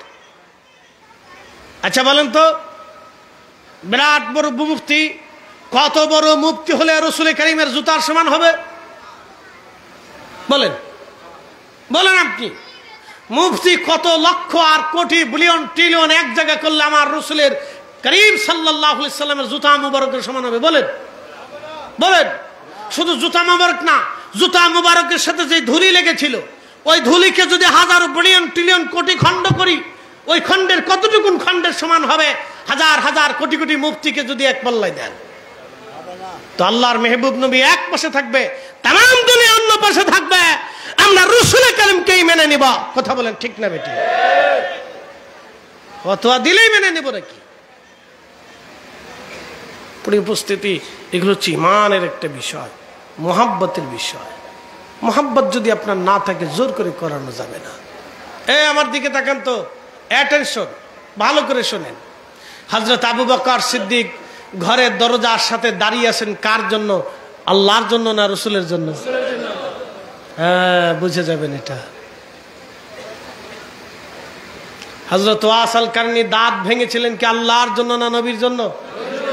হযরত গসলুল মালায়েকা হানজালা ফরজ গোসল বাদ দিলেন। আমার দিকে তাকান, আমার দিকে তাকান, রাত বেশি হয়ে গেছে, আমি জানি ঝিম আসবে, এই জন্য মাঝে মধ্যে ডাকতেছি, মনে কষ্ট নিয়েন না, ডোন্ট মাইন্ড। আমার দিকে তাকান, ভালো করে মাসালা বুঝে যান। গসলুল মালায়েকা হযরত হানজালা গোসল করতে গিয়েছিলেন কোন সময়? শেষ রাতে। কোন সময়? জোরে বলেন। শেষ রাতে দুইটা ওয়াক্ত থাকে, একটাকে বলা হয় তাহাজ্জুদের ওয়াক্ত, আর একটা হচ্ছে ফজরের ওয়াক্ত। না না না না, সব না, সব রিকোয়েস্ট করলে হবে না, দুনিয়া ভরে রিকোয়েস্ট করলে হবে না, এক ওয়াজের ভিতরে আরেকটা ঢুকেন না।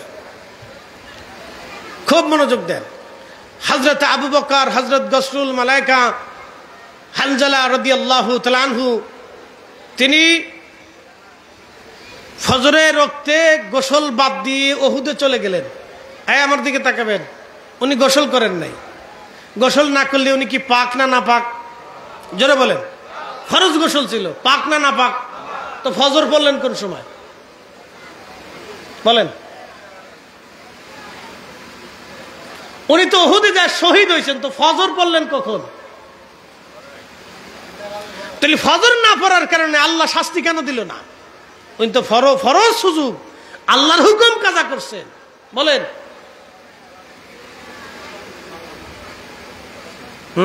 বুঝতে হবে আপনাকে। এই জন্য ইশকে রাসূল যার অন্তরে নাই, তার ঈমানের কোনো নূর নাই। কথা কন না, ঠিক কেন? ঈমানের নূর নাই। ঈমানের নূর আনতে হলে ইশকে রাসূল আনতে হবে। হযরত গসলুল মালায়েকা হানজালা শেষ রাত্রে তিনি গোসলবিহীন উহুদে গেছিলেন। ফজরের ওয়াক্তে কখন গেল? কিসের নামাজ পড়লেন তিনি? কিভাবে পড়লেন? অর্থাৎ ওনার ফজরও হয় নাই, গোসলও হয় নাই, তাহাজ্জুদও হয় নাই। হলো কি? জিহাদের ময়দানে চলে গেলেন ইশকে রাসূল নিয়া। আল্লাহ আইব ধরে নাই, দোষ ধরে নাই, গুনাহ ধরে নাই, অন্যায় ধরে নাই। আল্লাহ তার হুকুম অমান্য করার কারণেও আল্লাহ রাব্বুল আলামিন তার উপর বেজার হন নাই। কেন? ইশকে রাসূল। ইশকে রাসূল আল্লাহ আসমানে নিয়ে রহমতের ফেরেশতা দিয়ে হাউজে কাউসারের পানি দিয়ে আল্লাহ গোসল করাইয়া দুনিয়াতে ফেরেশতা দিয়ে নামাইলেন। সাহাবে کرام বললেন, আমরা দৌড়ায় যে দেখি হযরতে গসলুল মালায়েকা হানজালার দাড়ি চুল বেয়ে টপ টপ টপ টপ করে উহুদে পানি পড়তেছে। হ্যাঁ, এটার নাম ইশকে রাসূল। তিনি গোসলবিহীন উহুদে চলে গিয়েছিলেন আল্লাহ রাসূলের জন্য। এরকম বহু নজির দুনিয়াতে আছে। আম্মা জান আয়েশা সিদ্দিকা বসে বসে আকাশের নক্ষত্র গুনতেছে। বলে, আয়েশা তুমি কি গণো? বলি, ইয়া রাসূলুল্লাহ, আকাশের নক্ষত্র গণনা করি। প্রিয় নবী বললেন, আয়েশা রে, কেউ কি কোনোদিন নক্ষত্র গুনে শেষ করতে পারবে? এই জন্য বিজ্ঞানীরা কোনোদিন এটা গুনে দিতে পারবে না আপনাকে। বিজ্ঞানীরা আজও পর্যন্ত নক্ষত্র গুনে শেষ করতে পারলো না। আরে বেটাকে আল্লাহ নাই, কি পাগল হয়েছে দেশে। ইস, ও বেটারা বলে, না বেটা বিজ্ঞানী, তোর 14 গোষ্ঠী নিয়ে চেষ্টা করে দেখতো আল্লাহর আকাশের নক্ষত্র গুনে দিতে পারিস কিনা।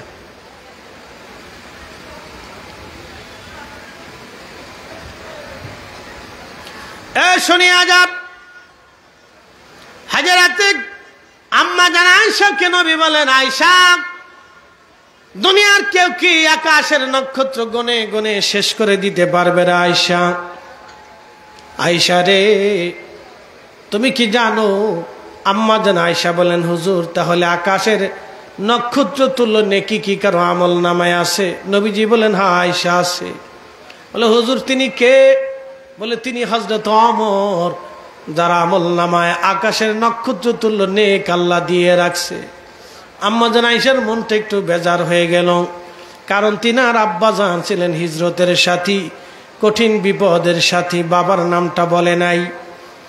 আম্মা জান মন বেজার হয়ে যাওয়ার পরে নবীজি বলেন, আয়েশা মন খারাপ কেন করছো? বলে, হুজুর ভাবছিলাম আপনি আমার আব্বা জানের নাম বলবেন, কিন্তু দেখলাম না আমার আব্বা জান এই তালিকার ভিতরে নাই, সেই জন্য মনটা খারাপ হয়ে গেছে।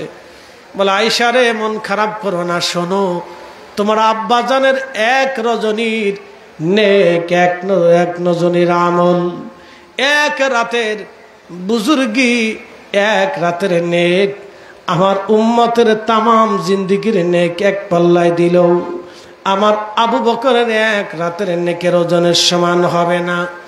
বলে, হুজুর সে রাত কোন রাত? কোন রাত নবীজি? কোন রাত? কোন রাত ইয়া রাসূলুল্লাহ? সে রাত কোন রাত? আল্লাহর হাবিব বললেন, আয়েশা রে, যেদিন হিজরতের রজনীতে আমি বের হয়েছিলাম, তোমার বাবার ঘরের দরজার পাশে একটা ছোট্ট করে ডাক দিয়ে টোকা দিয়েছিলাম, সাথে সাথে দরজা খুলে গেল। জিজ্ঞেস করলাম, আবু বকর তুমি কি ঘুমাও নাই? তোমার আব্বা জবাব দিলেন, হুজুর যেই দিন থেকে আপনি বলেছিলেন হিজরত করা লাগবে, সেই দিন থেকে ইয়া রাসূলুল্লাহ আমি আর ঘুমাই নাই। দরজায়, আপনার দরজার পাশে হেলান দিয়ে দাঁড়িয়ে আছি। ইয়া রাসূলুল্লাহ, ইয়া হাবিবাল্লাহ, নবী গো আমি আপনার অপেক্ষায় দাঁড়ানো আছি।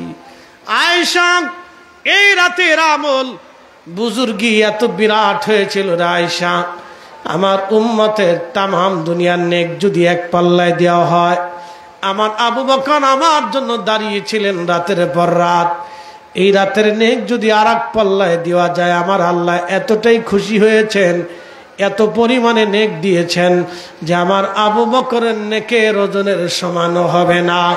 তার মানে কি বুঝলেন? রসুল প্রেমের বুজুর্গির কোনো সীমানা আল্লাহ রেখে দেন নাই। নামাজ জামাতে বললে 27 গুণ সওয়াব হবে। মাহে রমজানে রোজা রাখলে আল্লাহ জীবনের গুনাহ মাফ করে দিবে। বন্ধু খুব মনোযোগ দিবেন, 1 টাকা দান করলে 70 গুণ বাড়াবে, অথবা অগণিত গুণ বাড়ায় দিবে, বিগৈরি হিসাব আল্লাহ দিবে। কিন্তু আমার রসুল প্রেমের মর্যাদার কোনো সীমানা আল্লাহ রেখে দেন নাই, এটা সীমাহীন মর্যাদা। কারণ আমার নবীর মর্যাদা আল্লাহ সীমা রেখা দেন নাই, আমার রসুলের ইজ্জতের সীমা রাখা আল্লাহ দেন নাই। আহা, খুব মনোযোগ দিবেন, আমার নবীর এশকে রসুলের মর্যাদার সীমা রাখা আল্লাহ দেন নাই। কি পরিমাণে আল্লাহ প্রতিদান দিবেন তারও সীমা রাখা আল্লাহ দেন নাই। এই জন্য এশকে রসুল যদি কারো কলিজার মধ্যে না থাকে, খুব মনোযোগ দিবেন, এশকে রসুল কারো কলিজার মধ্যে না থাকলে তার ঈমানের কোনো নূর নাই, তার ঈমানের কোনো নূর নাই, তার প্রেমের কোনো নূর নাই, তার কলিজাতে ঈমানের কোনো সম্পদ নাই, সে সরাসর বেঈমান। এই জন্য আল্লাহ পাইতে হলে নবী পাওয়া লাগবে। কাজী নজরুল কত চমৎকার লিখলেন, কাজী নজরুল কত চমৎকার করে সুন্দর করে লিখলেন, আল্লাহকে যে পাইতে চায় হযরতকে ভালোবেসে, আরশ কুরসি লৌহ কলম না চাহিতেই পেয়েছে সে। সালাতুন ইয়া রাসূলুল্লাহ আলাইকুম সালামুন ইয়া হাবিবাল্লাহ, হা হা সালাতুন ইয়া রাসূলুল্লাহ আলাইকুম সালামুন ইয়া। খবর লও ইয়া রাসূলুল্লাহ, খবর লও মেরে মৌলা মেরে আকা, খবর লও সালাতুন ইয়া রাসূলুল্লাহ আলাইকুম সালামুন ইয়া হাবিবাল্লাহ আলাইকুম। এই জন্য এশকে রসুল, মহাব্বতে রসুল অন্তরে যদি না থাকে তার কিছুই হবে না। প্রশ্ন রাখবেন ফরিদে হুজুর, আমরা রসুলকে ভালোবাসি, একটা কথা মনে রাখবেন, ভালোবাসা 2 ধরনের, একটাকে বলা হয় মহাব্বতের জাতি, আর একটা হলো মহাব্বতের সিফাতি। মহাব্বতের জাতি হলো কলিজার খুন দিয়ে ভিতর থেকে রসুলকে মহাব্বত করে, এটা হলো মহাব্বতের জাতি। আর একটা হলো মহাব্বতের সিফাতি। বলে হুজুর মহাব্বতের সিফাতি কি? নবীজি পাগড়ি পরেছেন, এটা মহাব্বতের সিফাতি। প্রিয় নবীর ডান হাতে খাবার খেয়েছেন, আপনি ডান হাতে খাবার খান, এটা মহাব্বতের সিফাতি। আল্লাহর নবী দস্তরখানা বিছিয়েছেন, দস্তরখানার উপরে খাবার খাওয়া মহাব্বতের সিফাতি। রহমতের নবীজি ডান হাত দিয়ে খাওয়ার পরে চেটে খেয়েছেন, মহাব্বতের সিফাতি। আল্লাহর নবী মুস্কি মুস্কি হেসেছেন, মহাব্বতের সিফাতি, কারণ এটা সুন্নত, মহাব্বতের সিফাতি। আল্লাহ রসুল দাড়ি রেখেছেন, আপনি দাড়ি রাখবেন, মহাব্বতের সিফাতি। আল্লাহর নবী ঘাড় বাবরি রেখেছেন, আপনি ঘাড় বাবরি রাখবেন, মহাব্বতের সিফাতি। আল্লাহর নবীর, মেহবুবের নবীর যতগুলি সুন্নত আছে, সব সুন্নতগুলি দেখে দেখে মেনে মেনে চলা, মহাব্বতের সিফাতি। এই মহাব্বতের সিফাতি বলতে যে নবী বলেন, মান আহাব্বা সুন্নতি, আমার সুন্নতকে কেউ যদি ভালোবাসে, ফাকাদ আহাব্বানি, সে আমাকে ভালোবাসে। অমান আহাব্বানি, যে আমাকে ভালোবাসবে কানা মাই ফিল জান্নাহ, সে আমার সাথে জান্নাতে চলে যাবে। এটা হলো মহাব্বতে সিফাতির মর্যাদা। আর একটা মহাব্বত হলো মহাব্বতের জাতি। মহাব্বতের জাতি হলো কলিজার ভিতর থেকে রসুলকে মহাব্বত করা। যেমন একটা মা সন্তানকে কলিজার ভিতর থেকে ভালোবাসে, সন্তানের ক্ষতি হয়ে যাক মা চায় না, কারণ কলিজার ভিতর থেকে ভালোবাসে। একটা পশু পাখির ভিতরে আল্লাহ সন্তানের প্রতি মায়া দিয়ে দেয়, ভালোবাসা দিয়ে দেয়। দেখবেন কুকুরের বাচ্চা হয়েছে, এই কুকুরের সন্তান হওয়ার পরে, বাচ্চা হওয়ার পরে আপনি যদি কুকুরের বাচ্চাটাকে মারতে যান, দেখবেন মা কুকুরটা আপনাকে কামড়াইতে আসবে, মারতে আসবে। কারণ এই কুকুর হৃদয়ের গভীর থেকে সে তার বাচ্চাকে ভালোবাসে। আপনি একটা গাভীর বাচ্চা হয়েছে, কোলে করে আপনি হাঁটবেন, গাভীর রশি কেটে দিবেন, সারা এই অঞ্চল বলে গাভী আপনার পিছে পিছে হাঁটবে। কারণ ওই গাভী কলিজার ভিতর থেকে তার সন্তানকে ভালোবাসে। এই মা কলিজার ভিতর থেকে সন্তানকে ভালোবাসে। এই ভালোবাসার নাম হলো মহাব্বতের জাতি। নবীজি বললেন, আমার উম্মত, তোমরা ইমানের স্বাদ তোমার অন্তরে আসবেই না যদি মহাব্বতের জাতি তোমার ভিতরে না আসে। এই জন্য মহাব্বতের জাতির জন্য হযরত গসলুল মালায়েকা হানজালা, হযরত তালহা রাদিয়াল্লাহু আনহু, হযরত ওয়াসিল কারণে আবু বকর, ওমর, উসমান, আলী, তালহা, জুবাইর, আব্দুর রহমান ইবনে সাদ বিন আবি ওয়াক্কাস এবং সাইদ ইবনে জুবাইর, আবু উবাইদা ইবনে জাররা রিদওয়ানুল্লাহি তাআলা আলাইহিম আজমাইন, সব সাহাবীরা জীবনের সব কিছু দিয়ে হযরত আবু হুরায়রা, আম্মাজান আয়েশা, আম্মাজান খাদিজাতুল কুবরা, হযরত আব্দুল্লাহ জুল বাজাদান, হযরত জুলাইবি রাদিয়াল্লাহু আনহুম, সব সাহাবায়ে কেরাম এইভাবে জীবনের সব কিছু দিয়ে মহাব্বতের জাতি দিয়ে নবীকে ভালোবেসেছেন। এমন কোন সাহাবী নাই রে যারা মহাব্বতের জাতি দিয়ে নবীকে ভালো না বাসতেন। এই মহাব্বতের জাতির কোনো সীমানা হয় না, এর মর্যাদার কোনো পরিসীমা করা যায় না। এই মহাব্বতের জাতি করার কারণে পৃথিবীর কাউকে আল্লাহ ফেরেশতা দিয়া আসমান জগতে নিয়ে গোসল আল্লাহ দেওয়াই নাই, কিন্তু গসলুল মালায়েকা হানজালাকে আল্লাহ আসমানে গোসল দেওয়াইছে। একবার জোরে বলা যাবে কি মারহাবা। এগুলি মহাব্বতের জাতি, মহাব্বতের সিফাতি, দুইটা ভাগ আপনাকে মুক্তসার বুঝাই দিলাম। এই দুইটা মহাব্বত। এই জন্য ইশকে রাসূল যদি আপনার থাকে তো দুইটা জিনিসই আপনার লাগবে, মহাব্বতের জাতি, মহাব্বতের সিফাতি। সুন্নতের প্রতি মহাব্বত ও রাসূল করিমের জাতের প্রতি মহাব্বত। কলিজার ভিতর থেকে ভালোবাসা রাখবেন। এই ভালোবাসার তৈরি করার মাহফিলগুলি মাহফিল। আজকে ওদের এই মাহফিলগুলি শোনেন, আপনাদেরকে বলি যে বারবার খালি বেদাতকে ধাক্কাধাক্কি করে এই মাহফিলগুলি বন্ধ করে দেওয়ার জন্য তাদের সুদূর প্রসারী একটা পরিকল্পনা আছে। কি পরিকল্পনা? আমি আপনাদেরকে মুক্তাসার বলে দিয়ে যাই, এটা হুশ হওয়ার দরকার। এই সুদূর একটা প্রসারী পরিকল্পনা। বলে অনেকে জিজ্ঞেস করবে, ভাইরে এই মিলাদ বন্ধ করে দিলে কি হয়? না পড়লেও ক্ষতি নেই, পড়লেও ক্ষতি নাই। কিছু বক্তব্য না পড়লেও চলে। এই যে দেখেন না, ওরা বলে যে দোয়া না করলেও চলে, দোয়া না করলেও চলে। তো ওরা একদিন দাওয়াত দিয়ে বলবেন, ভাইরে তো এক কাজ কর। বলে কি কাজ? তারে খাবার দিবেন, এই হুজুরে সুন্দর করে খাবার টাবার দিবেন, ভাত দিবেন। ভাত দেওয়ার পরে আর কিছু দিবেন না, ভাত আর পানি পাশে দিয়ে রেখে দিবেন। তো আসার পরে কি ব্যাপার, তরকারি টরকারি নেই, তখন আপনি বলবেন, ভাইরে হুজুর সাহেব মনে কিছু নিয়েন না, তরকারি না খাইলেও চলে। এই কথা কর না কে, জোরে বলে, তরকারি না খাইলেও চলে। শয়তান কোথাকার, এই শয়তানি করিয়া করিয়া ইসলাম থেকে ল্যাংটা বানানোর বুদ্ধি করছে। এই কথা কর না কেন? ইহুদিদের চক্রান্ত এগুলি। না করলেও চলে। শয়তান তোকে কে শিখিয়েছে না করলেও চলে? আল্লাহ নিজে বলছেন, ফামাইয়ামাল মিসকালা যাররাতিন খায়রান ইয়ারা, অনুপরিমাণ নেকের কাজ যদি করো তাও বেনিফিট আমি আল্লাহ তোমাকে দিব। আর শয়তানকে না করলেও চলে, না করলেও চলে। আমি মাহফিলে গেছি সোয়াডাঙ্গা, বেশ অনেক বছর করোনার আগে। তো পদ্মা সেতু হয় নাই তখনও। তো ঢাকার থেকে সোয়াডাঙ্গা যাইতে ফেরি পার হয়ে শীতকাল অনেক সমস্যা, কুয়াশা টুয়াশা বললে ফেরি চলে না। এত বড় পদ্মা সেতু পার হইতে 1.5-2 ঘন্টা সময় লাগে নদীর ভিতরে। এপাশ ওপাশ কিছু দেখা যায় না, কি মুশকিল। তো সারা রাত ফেরিঘাটে বসে থাকতে হয়, কি একটা পরিশ্রম কষ্ট। 24 ঘন্টা লাগে জাতি আর আসতি। তো মাহফিল শেষ করার পরে লোকেরা বললো, হুজুর আগামী বছরের জন্য আবার দাওয়াত নীতি হবি, তাদের ভাষা যে নীতি হবি। তাই বললাম যে আমি আর নীতি পারবো না। বলতেছে কেন হুজুর সাহেব, কেন নীতি পারবেন না? আমি নীতি পারবো না, আমার খুব কষ্ট হয়।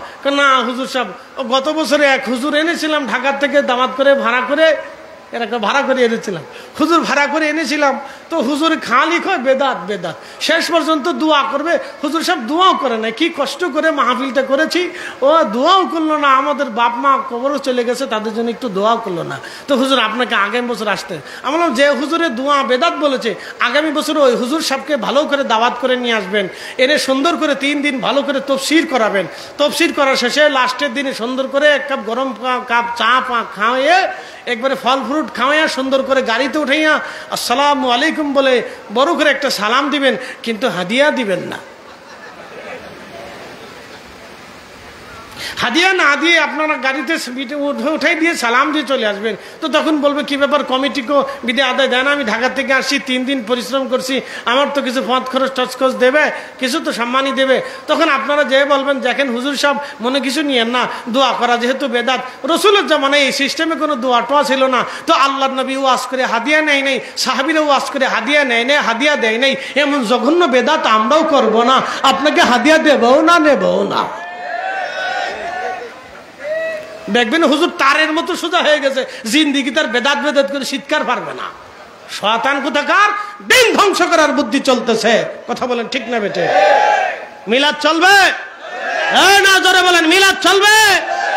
রসুলের মিলাদ বন্ধ হলে নবীর দুরূদ সালাম বন্ধ হবে, নবীর শানের আলোচনা বন্ধ হবে, নবীর ইজ্জতের আলোচনা বন্ধ হবে। বাংলাদেশে হাজার হাজার মাহফিল হয়, তাফসীরুল কোরআন মাহফিল হয়, হাজার হাজার মাহফিলে কয়টা মাহফিলে রসুলের শানের আলোচনা হয় আমাকে দেখান।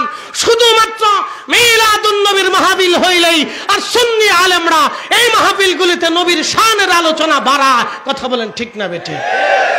ওদের অনেক বড় ফন্দি, ওরা জানে এই মাহফিল বন্ধ হয়ে গেলে আল্লাহ রসুলের ইশকের আলোচনা বন্ধ হবে, আর নবীর ইশকের আলোচনা বন্ধ হয়ে গেলে ইমানের নূর চলে যাবে। আর ইমানের নূরই যখন থাকবে না, তো মুসলমান আর মুসলমানই নেই, ও ছাতার ভিতরে কোনো পার্থক্য নেই, মরা জিন্দা লাশ। কথা বুঝেন নাই মনে হয়? মরা জিন্দা লাশ বুঝছেন? বুঝাই। আজকে সারা পৃথিবীতে মুসলমান কত কোটি? 200 কোটি। মুসলিম দেশ 50টা দেশ এক হয়েছে, 50 দেশের 50 জন সেনাপ্রধান। 50 দেশের যদি 2 লক্ষ করে সৈন্য হয়, তাহলে সৈন্য আছে 1 কোটি। অথচ ইসরায়েলের মতো একটা ছোট্ট জনপদ ইসরায়েল আজ পর্যন্ত ফিলিস্তিনিদেরকে মেরে মেরে নিঃশেষ করে দিচ্ছে। আমরা 50টা দেশের 1 কোটি সেনা সদস্য থাকার পরেও একটা আমরা ককটেলও নিক্ষেপ করতে পারি না, এই উম্মত হয়ে গেছে। অথচ শাহজালাল ইয়ামানি একা এসেছিলেন 360 জন নিয়ে, জায়নামাজ বিছিয়ে দিয়েছিলেন। ওই জায়নামাজের পাওয়ার হচ্ছে ইশকে রাসূলের পাওয়ার। কথা কন না কেন? খাজা বাবা আজমিরি এসেছিলেন, সেই দিন আনা সাগরের পানি একটা লুটার ভিতরে এনেছিলেন, আর আজমির থেকে ধুলি নিক্ষেপ করেছিলেন পানিপথের পথে। সেই ধুলি নিক্ষেপের পাওয়ার হচ্ছে ইশকে রাসূলের নূরের পাওয়ার। কথা কন না কেন? এই পাওয়ার মুসলমানদেরকে চিজ করে নেওয়ার জন্য এগুলো অনেক চক্রান্ত ষড়যন্ত্র চলতেছে। মনে রাখবেন, সুন্নি যতদিন থাকবে ওলি ততদিন থাকবে, আর ওলি যতদিন থাকবে সুন্নিয়ত ততদিন থাকবে। কথা বলেন ঠিক না? অল্পতে বুঝাইলাম, হিসাব কষে তারপরে বুঝে যাবে। চক্রান্ত কিন্তু ছোটখাটো না, অনেক বড় চক্রান্ত, অনেক বড় চক্রান্ত। এই জন্য দেখবেন আব্দুল ওহাব নজদির যত অনুসারী আছে তাদের ভিতরে কোনো বুজুর্গ নাই। কথা কন না কেন? আছে? আপনি সারা তাদেরকে দেখান তো, তারা পশ্চিমা সিস্টেমের ইসলাম কায়েম করতেছে। পশ্চিমা সিস্টেম, আল্ট্রা মডার্ন সিস্টেম। তাদের পদ্ধতি হলো পশ্চিমা পদ্ধতি। দেখবেন সেমিনার করবে তখন বেদাত হয় না, কনফারেন্স করবে তখন বেদাত হয় না, লং মার্চ করবে তখন বেদাত হয় না, আনন্দ মিছিল হবে তখন বেদাত হয় না, জশ্নে জুলুস হলে তখন চিল্লা পাল্লা শুরু হয়ে যায়। মিলাদ নাম শুনলে গার ভিতরে শরীরে চুলকানি, হ্যাঁ, অথচ এত দেশে আপনার দেশে তবলিগ জামাত হলো, ইজতেমা হলো, এরপর খতমে বুখারী হলো, ইসলাহি মাহফিল হলো, এরপর ওয়াজ দুয়ার মাহফিল হলো, তাফসীরুল কোরআন মাহফিল হলো, এত নাম দেশে কোন নাম নিয়ে চুলকানি নাই, খালি মিলাদুন নবীর নাম আসলেই চুলকানি শুরু হয়ে যায়। তার মানে বোঝা গেল এখানে ডাল মে কুছ কালা হে, কথা কন না কেন? এখানে বিশ্বে ডাল মে কুছ কালা হে, নিশ্চয় কিছু আছে। তুমি এত নাম পাইলে, সে নামে তুমি বেদাত পাইলে না। সেই সময় তুমি সাহাবী তালাশ করো না, বুজুর্গ তালাশ করো না, হাদিস তালাশ করো না, দলিল তালাশ করো না, খালি মিলাদুন নবী সাল্লাল্লাহু আলাইহি সাল্লাম নামটা আসলে তোমার শরীরে অ্যালার্জি চুলকানি শুরু হয়ে যায়। কারণটা কি? প্রিয় উপস্থিতি, দুঃখের সাথে কথাগুলি বলতে হয় আজকে আপনাদেরকে। তো এই মাহফিল কি চলবে না বন্ধ হবে? চলবে, চালাবেন, যত কষ্টই হোক চালাইতে হবে, সারা দেশব্যাপী চালাইতে হবে। আল্লাহ আমাদেরকে বুঝার মানার তৌফিক দান করুন, বলে আমিন। আর একটু জোরে বলে না আমিন। জিন্দেগি তোর যাই রে ফাঁকি দিয়া রে সোনার আদম, জিন্দেগি তোর যাই ফাঁকি দিয়া। সময় চলে যাচ্ছে, সেকেন্ডের কাঁটা tick tick tick tick tick tick tick tick tick tick করে চলে যায়। যে সেকেন্ডের কাঁটা চলে গেল আর কোনো দিন আপনি পাবেন না। যেই জিন্দেগির জীবনের রাত চলে গেল, এই রাত আর কোনোদিন পাবেন না। যে দিন চলে গেল আর কোনোদিন পাবেন না। যে সপ্তাহ চলে গেল আর পাবেন না। যে মাস চলে গেল আর পাবেন না। যে বছর চলে গেল আর পাবেন না। যে দিন চলে গেল আর পাবেন না। যে সময় গেল আর কোনোদিন পাবেন না। এই জন্য সময় থাকতে সময়ের ব্যবহার করতে হবে। জিন্দেগি তোর যাই রে ফাঁকি দিয়া রে সোনার আদম, জিন্দেগি তোর যাই ফাঁকি দিয়া। ও আদম রে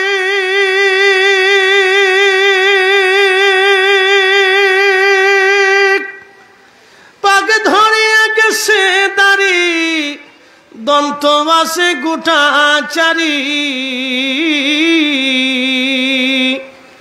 সমন জারি গিয়াছে করিয়ার সোনার আদম, জিন্দেগি তোর যাই ফাঁকি দিয়া।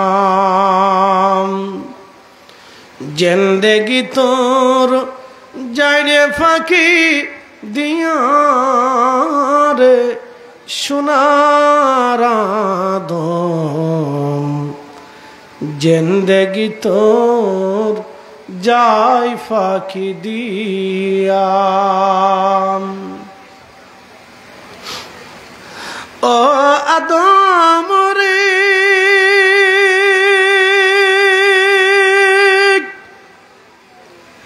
কামিনের ওই কোলেতে কাল ঘুমেতে রইলি তুই, সারা নিশি কাটাইলি তুই ঘুমাইয়া ঘুমাইয়া রে সোনার আদম, জিন্দেগি তোর যাই ফাঁকি দিয়া। জিন্দেগি তোর যাই রে ফাঁকি দিয়া রে সোনার আদম, জিন্দেগি তোর যাই ফাঁকি দিয়া। এসেছেন যত নবী সকলের ইমাম, সালাম নবী তোমায় হাজারো সালাম ইয়া নবী,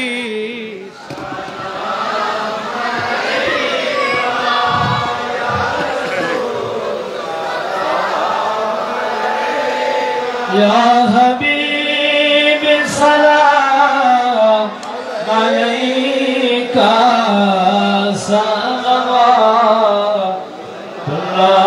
सल्लल्लाहु सय्यदी हबीबी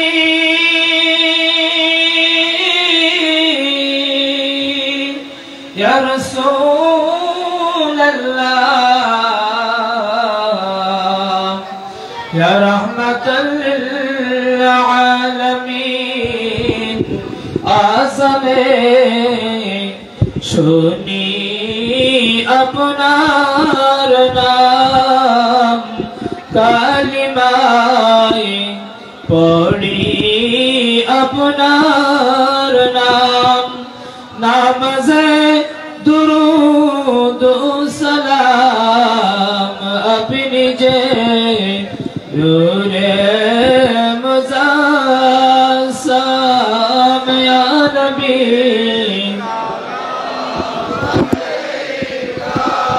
या सलाम या हबीब सलाम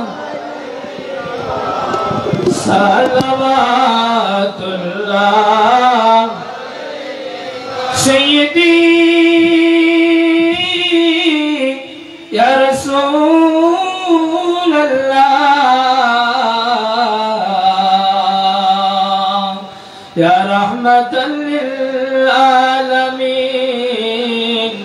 अपनी जे नूरेर नबी निखिलेर ध्यानेर साबी या रसूलल्लाह अपनी ना एले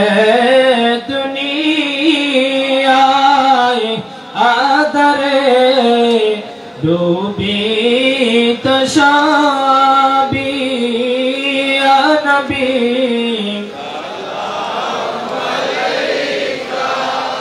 या रसूल सलाम सलाम अलैका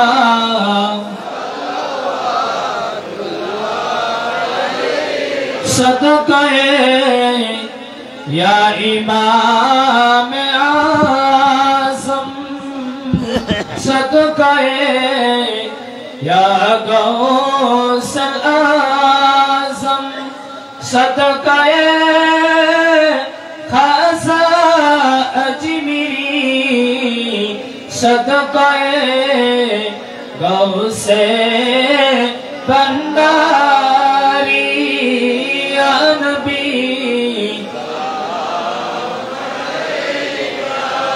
या रसूल सलाम या हबीब सलाम सलवात बहर सर के नबूवत पेरो शन दुरूद गोले बागे रिसालत पहला को सलाम मुस्तफा पहला को सलाम शमे बज में